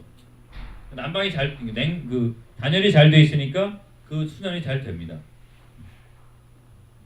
그래서 이렇게 그 바닥이 데워져서 바닥이 데워진 걸로 공기를 순환시키는 것이 이제 이렇게 바닥 패널 히팅 시스템인데 이거가 그 히팅 시스템에서는 굉장히 발달된 과학적으로 봤을 때는 그래서 이게 이제 근데 우리 이제 마루라고 하는 거 여름엔 마루죠 마루 겨울은 이제 그 온돌이라고 하는 그런 시스템을 만들었던 것이고 그다음에 여름엔 이제 마루라고 하는 거 마루라고 하는 것과 온돌이라고 하는 것이 이제 하나의 공간에 구현된 것은 사실 우리나라밖에 없다는 겁니다. 굉장히 좀 독특한 거죠. 그러니까 우리나라 건축의 특징이 뭐냐? 이겁니다, 사실. 마루라고 하는 것과 다른 건 모르겠고 집을 봤을 때는 우리나라 집에 그러면 다른 나라 특징과 비교되는 건 뭐냐? 바로 이겁니다.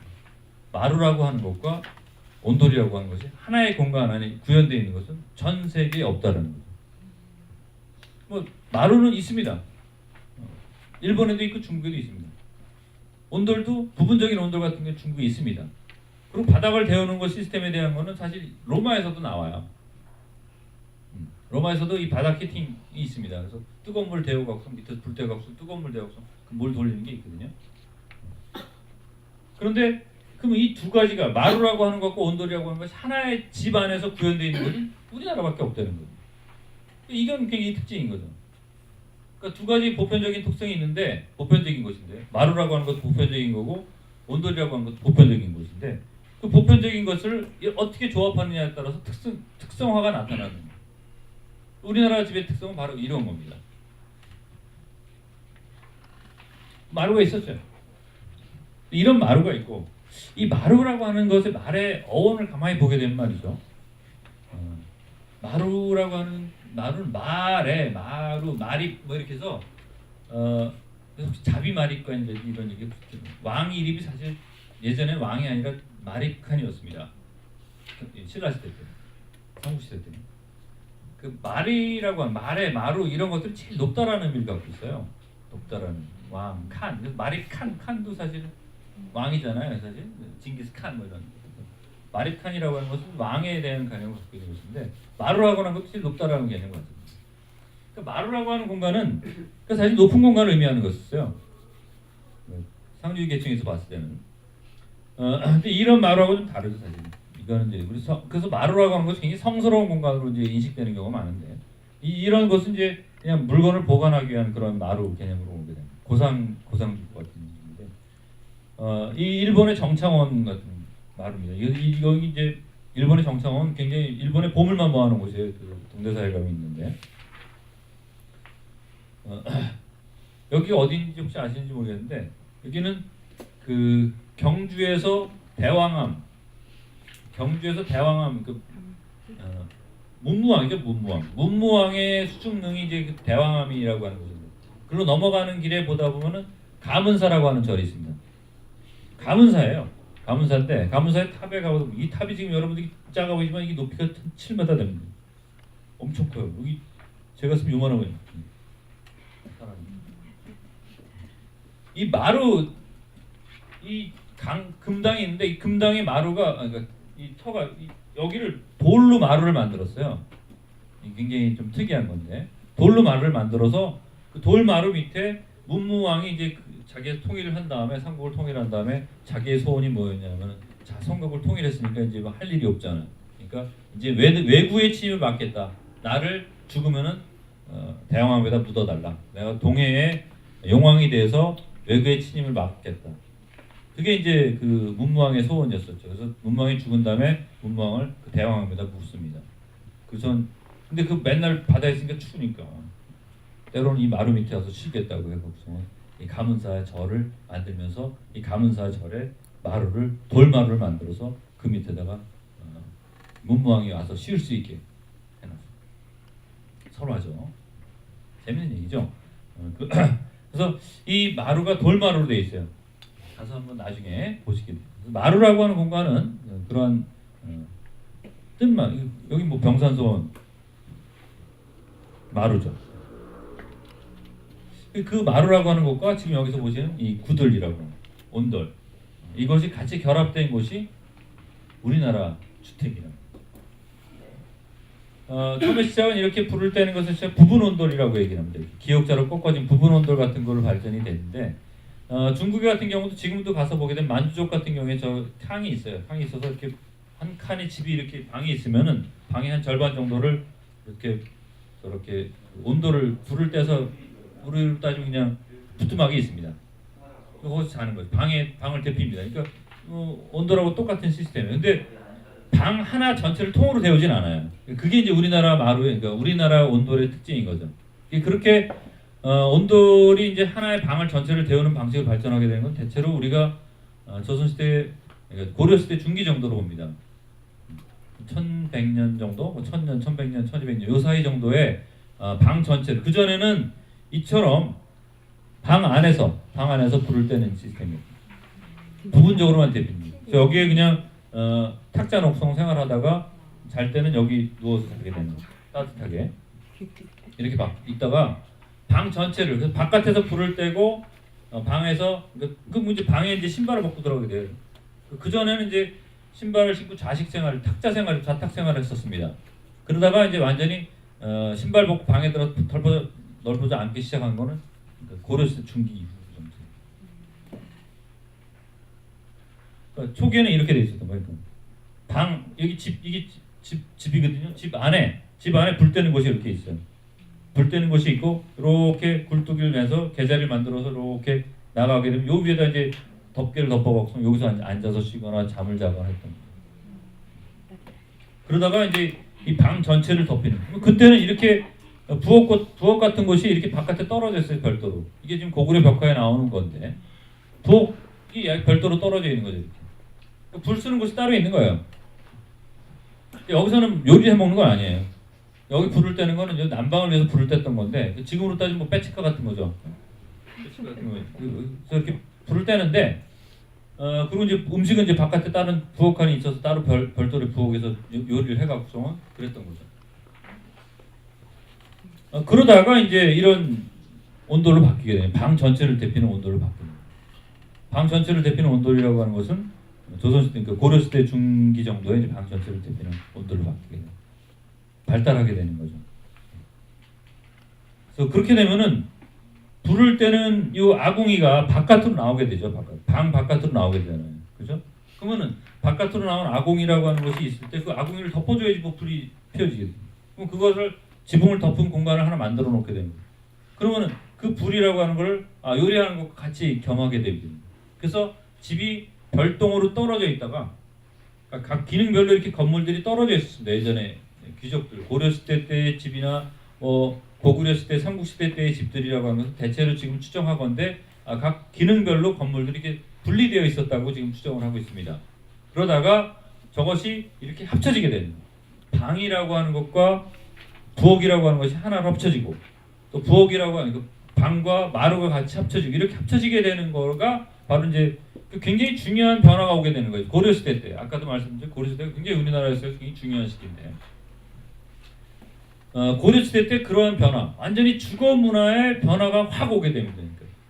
그 전까지만 하더라도 신발을 신고 생활하던 그런 좌탁 생활에서부터 침대 생활했던 거죠. 좌택 생활을 하다가 이 고려시대 중기 정도 됐을 때 방과 방 전체의 온돌로 바뀌게 되고 그렇게 되면서 부엌과 방이 하나의 공간으로 합쳐지게 되고 사람들은 신발을 벗고 방 안에 들어가게 되죠. 신발을 벗고 방 안에 들어가게 되니까 그 과정적인 공간으로서 마루라고 하는 것을 거치게 되게 돼요. 그런 과정들이 전부 다 고려 시대 때 이루어진 것으로 추정을 하고 있습니다. 대체로 문헌이나 이런 걸 봤을 때. 그래서 아까 다시 봤던 그 맹시행단이라고 하는 집이 이제 우리나라에서 제일 오래된 집이라고 말씀을 드렸습니다. 이 집을 보게 되면 앞에 부엌이 따로 있지 않아요. 여기 지금 아궁이가 여기 앞에 있는데 아궁이가 있습니다만은 부엌이 별도로 있지는 않아요. 나중에 이 부분에 이제 부엌이 붙어 있던 걸 이제 떼냈는데 원래 모습이라고 해서 이게 떼냈어요. 떼냈는데 어쨌든 이것이 이제 초창기의 집의 모습을 어느 정도 좀 잘 보여주고 있다. 지금 남아 있는 것 중에서는. 그래서 방 전체 온돌로 바뀌고 나서 이렇게 마루와 겹해지는 접하게 되는, 무슨 이제 과정적 공간으로서 마루가 있고 마루에서 방으로 들어가게 되는. 이 방은 이제는 신발을 벗고 들어가게 되는 그런 공간이 됐던 거죠. 그러니까 생활 거주 방식이 완전히 바뀐 거예요. 그러니까 그 전에는 지금 뭐 우리가 생각하는 뭐 유럽 사람들, 미국 사람들처럼 방에 신발 신고 들어가서 이렇게 그냥 침대에 있으면 침대에서 이렇게 누워 자고 뭐 이러던 생활에서 이제는 방을 청소해야 되는 시기가 온 거죠. 장판지를 깔고 장판지를 깔아야 되는 거예요. 장판지를 깔고 그러니까 종이가 좀 흔해지기도 한 거죠, 사실. 그 전까지 굉장히 종이가 귀한 것이었었는데 종이도 이제 어느 정도 생산이 되면서 방에다가 그런 삿자리 같은 게 아니라 장판지를 깔게 되고 그래서 그런 걸 생활 거주 방식이 바뀌는 거주 생활. 그래서 지금 여기서 보게 되면 이게 이제 고구려 벽화고분 같은 데 나오는 거예요. 이때 보게 되면 이 시대에 보게 되면 전부 다 의자에 앉아서 의자에 앉고 그다음에 탁자에 이런 그 음식들을 놓고서 이렇게 생활을 합니다. 이것이 이제 삼국시대 때 우리의 주거 생활하는 패턴의 모습이었던 거죠. 우리가 생각하듯이 지금 뭐 서구의 유럽 같은 그런 생활이었던 거죠. 바닥이 대표지는 그런 식이 아니에요. 그러니까 저 때는 그런 공간을 어떻게 되냐면 화로불 같은 걸 가운데다 놓고 화로를 켰습니다. 그러던 시기에서 이제 온돌의 방바닥을 대피는 그런 방식으로 바뀌게 되니까 신발을 이제 어쨌든 벗었다 신었다 하는 공간이 생기게 되고 고무신 같은 게 그때 만들어진 거예요. 편하잖아요, 그죠? 네? 그래서 그 그림이 조선시대 보게 되면 이제 이건 이제 삼국시대 그림이지만 조선시대 그림을 보게 되면 김득신의 이제 그런 그림을 보게 되면 보세요. 방 안에서 이렇게 있잖아요. 방 안에서 신발 막 쫓아니 고양이 쫓아니 닭자 몽골 쫓아오니까 고양이 쫓아내느라고 이제 담뱃대 쫓아나오잖아요. 이런 그림 같은 거라도 또는 뭐 방에 앉아서 퍼즐로 앉아서 이 화투 치고 이제 이런 거. 그래서 방에서의 생활이라고 하는 것이 이제 이루어지게 됩니다. 방바닥에 앉는 그런 문화가 만들어집니다. 그런데 중국 사람들 같은 경우에 방바닥에 못 앉지 않습니까? 중국 사람들 이렇게 초대해놓고서는 사실은 음식점에 이렇게 방에 퍼즐로 앉는데 오래 못 앉아 있습니다. 그분들은. 중국 사람들은 이렇게 의자에 있는 게 편하기 때문에 이렇게 팔자로 앉거나 뭐 양반다리에 못 앉아요 오래. 굉장히 예의가 아닙니다. 그래서 그분들을 초대할 때는 이 원탁 있는데 중국집 같은 데 가서 같이 먹어야지 방바닥에 퍼즐로 앉는데 초대하면 굉장히 안 좋습니다. 퍼즐로 앉으면 네. 퍼즐로 그냥 앉으면 안 돼요? 이 주택의 형식이 바뀌는 거예요. 그래서 아궁이하고 아까 말씀드렸지만 아궁이라고 하는 것과 부엌을 그러니까 방을 대피게 하는 그 아궁이라고 하는 것과 부엌이 이제 하나의 공간으로 합쳐지게 되고 또 하나 동별로 그러니까 기능별로 이렇게 분화되어 있던 뭐 부엌도 따로 있고 창고도 따로 있고 뭐 다 따로 있던 것들이 이제 하나로 합쳐지는 하나의 공간으로 일체화되기 시작하는 그러한 시기가 오게 되고 또 다른 변화가 이제 안채라고 하는 것이 부엌과 방이라고 하는 거기다 이제 하나 더 추가시키게 되면서 저기 마루가 온돌이라고 하는 것과 마루가 합쳐진 그러한 공간이 만들어집니다. 근데 마루에는 예. 그 구들장이 안 되잖아요. 그렇죠. 네. 그것도 아니 근데 그 강조를 하셔가지고 온돌이랑 그 마루랑 어떤 상관관계? 마루가 굉장히 그 여름에 굉장히 편한 생활을 할 수 있잖아요. 바닥에서 이렇게 바람이 솔솔 오니까 여름 공간인 거죠. 여름에 쓸 수 있는 그런 공간이고 반면에 이제 방이라고 하는 것은 겨울 그 두 가지 요소가 우리나라에서는 결합이 됐다는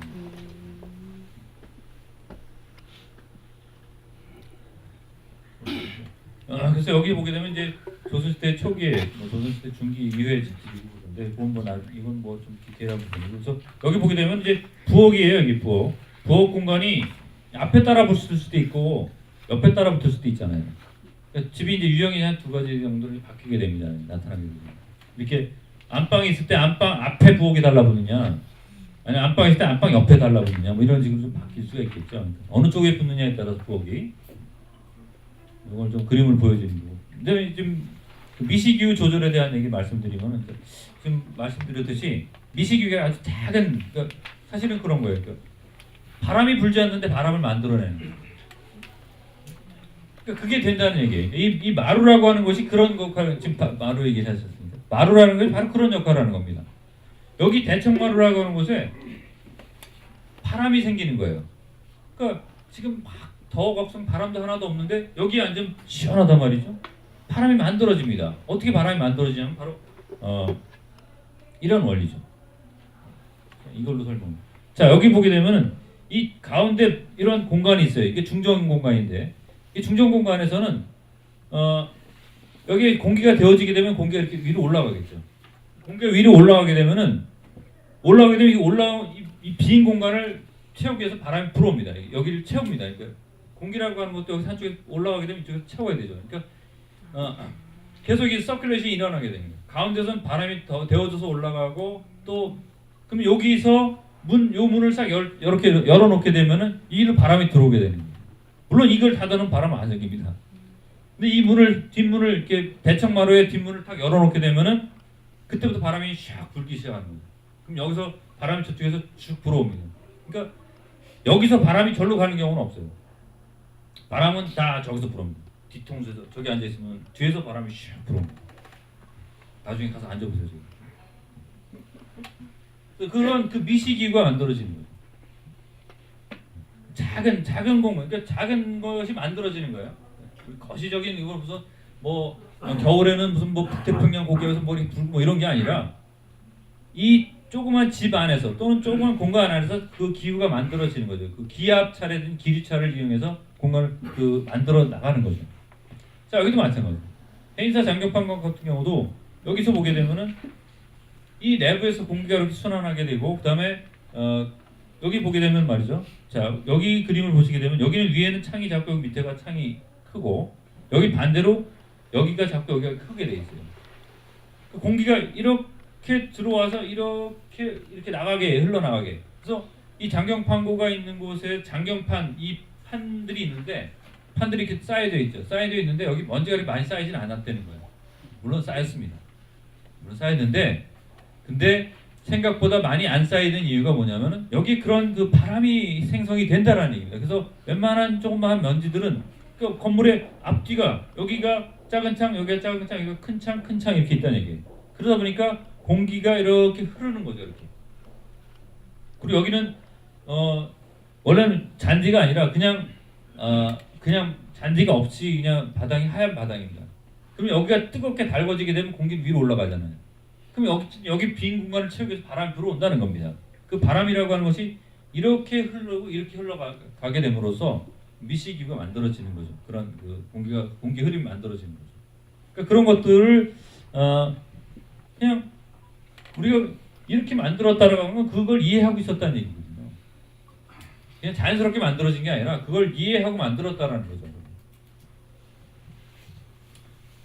그리고 이제 단열 관련된 부분은 흙을 얹었다는 겁니다. 단열재가 있었으면 저 흙을 얹지는 않았을 거예요. 지금 뭐 그래서 사실은 저 집 같은 경우를 지을 때 아직까지 이제 우리가 이제 이 전통 건축을 할 때 이제 이 지붕에다가 이제 흙을 얹습니다. 흙을 얹는 이유는 흙을 얹고 저기 지붕을 무겁게 하는 이유는 무겁게 해야 돼. 좀 무거워야 됩니다. 지붕이 무거워야지 흔들리지 않아요.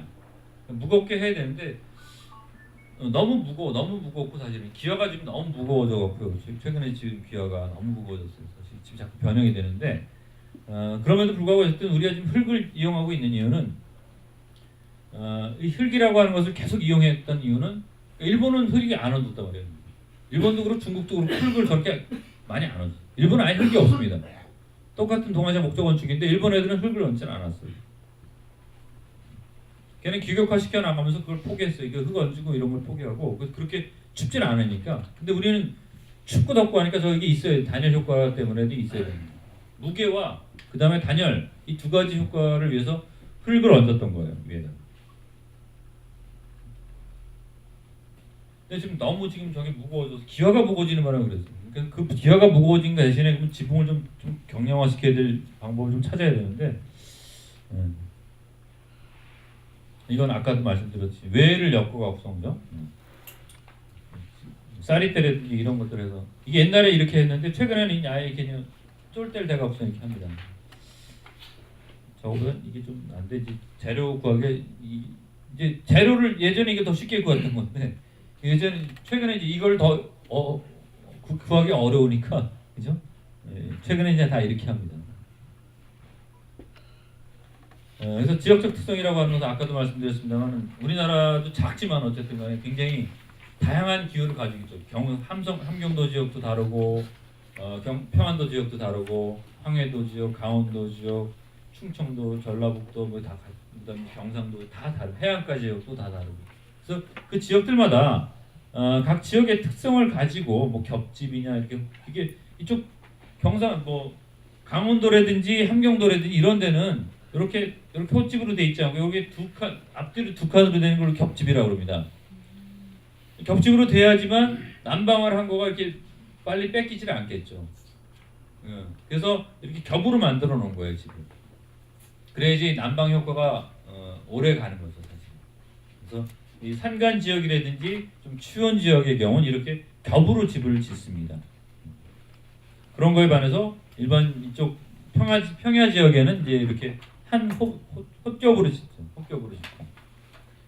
울릉도 같은 경우에는 이 우리 우대기라고 해갖고는 바깥에다가 이제 그 집세기 같은 걸 둘 겨울에 눈이 거기는 막 5m 막 3m 5m 막 이러고 오니까 한 번 오면은 집안에 갇히잖아요.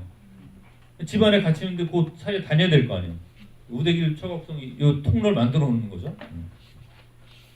제주도 같은 경우는 뭐 바람이 세니까 당연히 위에다 지붕에다 이제 돌을 얹어 놓는다든지 이런 것들을 하게 됩니다. 그래서 각 지역별로 그런 특성도 그 지역에 맞는 기후에 맞는 그런 집들의 모양으로 바뀌어 놓은 우리나라가 작지만 어쨌든 그 집 사는 사람들의 집의 모양은 다 저렇게 달랐다는 거죠. 지금은 근데 다 획일화돼 있죠. 아파트로. 이제 조금씩 달라는 게 뭐 이렇게 계통별로 이렇게 변해 왔다는데 뭐 변해온 거라기보다 어쨌든 다양한 지배 형식이라고는 상당히 오래 기간 동안 유지가 되어 왔습니다. 이게 가양톡인데 옛날의 집의 모습들을 조금 짐작해 할 수 있는 그런 모습들이에요. 그래서 보면은 이렇게 뜬 마루 형식으로 되어 있는 집들도 있고, 그다음에 이런 우리가 볼 수 있는 그런 흔한 초가집 같은 형식의 집들도 있고요. 그래서 이런 그 가형 집의 모양을 가지고 있는 토기들을 보고서 우리가 삼국시대 때 또는 뭐 가야시대 때 집들을 좀 짐작해 볼 수가 있는 모습들입니다.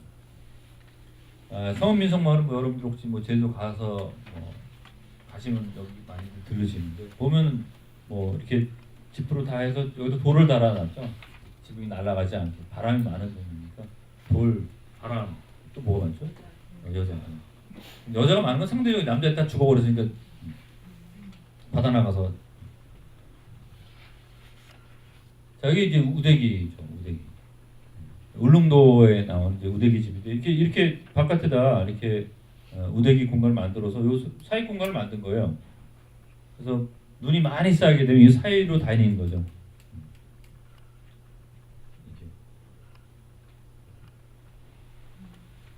너와집 같은 것들은 이제 나무 껍질을 가지고죠. 나무 껍질, 굴핏집이라든지 너와집이라든지 이런 것들은 전부 나무 껍질을 가지고 지붕을 재료를 한 거죠. 그러니까 기와나 무슨 뭐 진흙을 얹을 수는 없으니까 여기 나무 껍질을 제일 구하기 쉬우니까 나무 껍질을 켜서 그 껍질.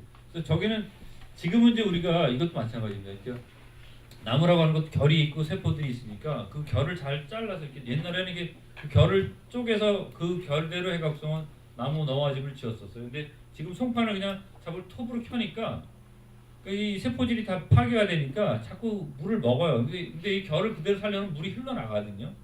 여러분들 이제 생각해 보세요. 이렇게 도끼질 해서 이렇게 쫙 나무를 쪼개면은 그 쪼갠 그 틈으로 물이 스며들지는 않습니다. 물이 흘러나가죠. 근데 그걸 톱으로 켜버리게 되면은 물을 먹어요, 얘가. 그죠? 그러니까 이 세포 결이라든지 이런 것들을 그대로 살려서 쓸 수 있으면은 그러니까 옛날에 그렇게 다 했던 거 도끼질이나 이런 것들 통해 무슨 그런 것들을 다 살려서 썼으니까 이런 것들이 오래 갑니다. 한번 만들어 놓으면 물론 좀 새기도 하지만은 근데 요즘에는 이걸 전부 다 그냥 톱으로 켜버린다 말이에요. 재단시켜서 톱으로 켜니까 나무의 결이든 무슨 뭐 세포든 관계없이 그냥 반듯하게 규격화 시켜버리니까 그렇게 해서 덮어놓게 되면은 이거는 물이 흘러내려가는 게 아니라 물을 자꾸 먹게 돼요, 얘네들이. 그럼 오래 못 가죠, 얘네들이. 그죠? 그래서 이런 것들도 사실은 원래대로 하려면 원래 모습 그러니까 그 뭐 전통적인 무조건 좋은 것은 아닙니다. 사실 뭐 숭례문 같은 공사할 때 무조건 전통적인 방식으로 해도 저는 사실 반대예요. 왜냐면 지금 20세기, 21세기에 살아가고 있는데 21세기 기술이 반영된 게 있어야 나중에 25세기에 가서 21세기에 이런 기술이 있었구나라고 하는 걸 알게 될 텐데 이걸 자꾸 옛날 방식으로만 해갖고 하자고 하는데 분명히 좋은 게 있으면 받아들여야 되고 오래 갈 수 있게끔 만들어 놓는 게 사실 우리의 역할이라고 생각이 되는데 옛날 방식이 무조건 좋은 건 아니거든요. 근데 옛날 방식 중에 좋은 건 찾아야 되겠죠. 현대가 무조건 좋은 것도 아니고 과거가 무조건 좋은 것도 아닌데 그 결합을 잘 시켜줘야 된다는 얘기죠. 그래서 이런 경우도 사실은 예를 들어 지금 너화집 같은 거 보수하고 그럴 때 그럼 옛날 방식을 좀 사실은 좀 찾아야 된다. 이 너화를 만드는 데 있어서는 그게 좋아서가 아니라 그 옛날 것이 옛날 것이어서가 아니라 그게 좋은 거니까 좋은 거니까. 울릉도 민가 같은 경우도 지금 무대기도 있고 이렇게 돌을 얹어 놓는 경우. 자 이렇게 아니 돌을 석판 갖고 만드는 집도 있어요. 돌을 이게 무슨 돌이지? 운모석이라고 그러냐? 운모석이 있어서 그 운모석은 이렇게 판으로 만들어집니다. 그걸 쪼개 갖고서 그 돌을 얹어 갖고서 그 집을 짓는 경우도 있어요. 운모석이 나는 지역은 당연히 그걸 갖고서 사용해 놓으면 그 아주 뭐 오래 가죠. 대신 이제 무게를 지탱할 수 있게끔 좀 구조체는 좀 튼튼하게 만들었어야 되겠죠. 옛날 사진인데 이게 아주 이쁘잖아요, 좀 초가집. 초가집 위에서 하늘 항공 사진 찍은 건데 아주 이쁘죠. 저거 살라 그러면 좀 힘들었겠지만 어쨌든 그래도 지금 좀 남아 있었으면 참 좋았을 것 같은 좀 완전 도트마리 집이라고 그러죠. 아늑하죠. 이런 공간 보면은 낮기는 하지만은 사실 근데 옛날에는 사실은 저기에서 지금 살라고 하면 사실 쉽지는 않아요. 그러니까 옛날에 저 사람들이 저기서 살 수 있었던 거는 저기서 오래 안 지내요. 되게 새벽에 나와서 일하고 밤에 들어 잠만 자니까 사실은 저기서 생활하는 시간은 많지 않다는 거죠.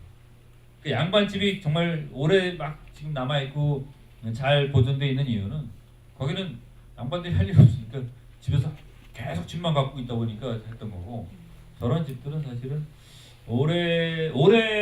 오랫동안 유지하기 위해서 만든 집들은 아니잖아요. 그죠? 이렇게 뭐 하늘이 이렇게 뚫려서 보이는 요 마당인데 요 마당에서 보면 하늘이 동그랗게 뚫려서 보이기도 하고 굴빛집 같은 것도 있고요. 이 초가삼간이라고 하는 집들이 이제 우리 이제 초가삼간 하면 이제 굉장히 우리의 가장 서민지적인 뭐 이렇게 하지만 굉장히 살기 계속 거기서 살아야 된다라고 좀 약간 좀 힘든 부분이 있었을 거예요. 그죠? 오래된 집 중에 하나입니다. 오죽하면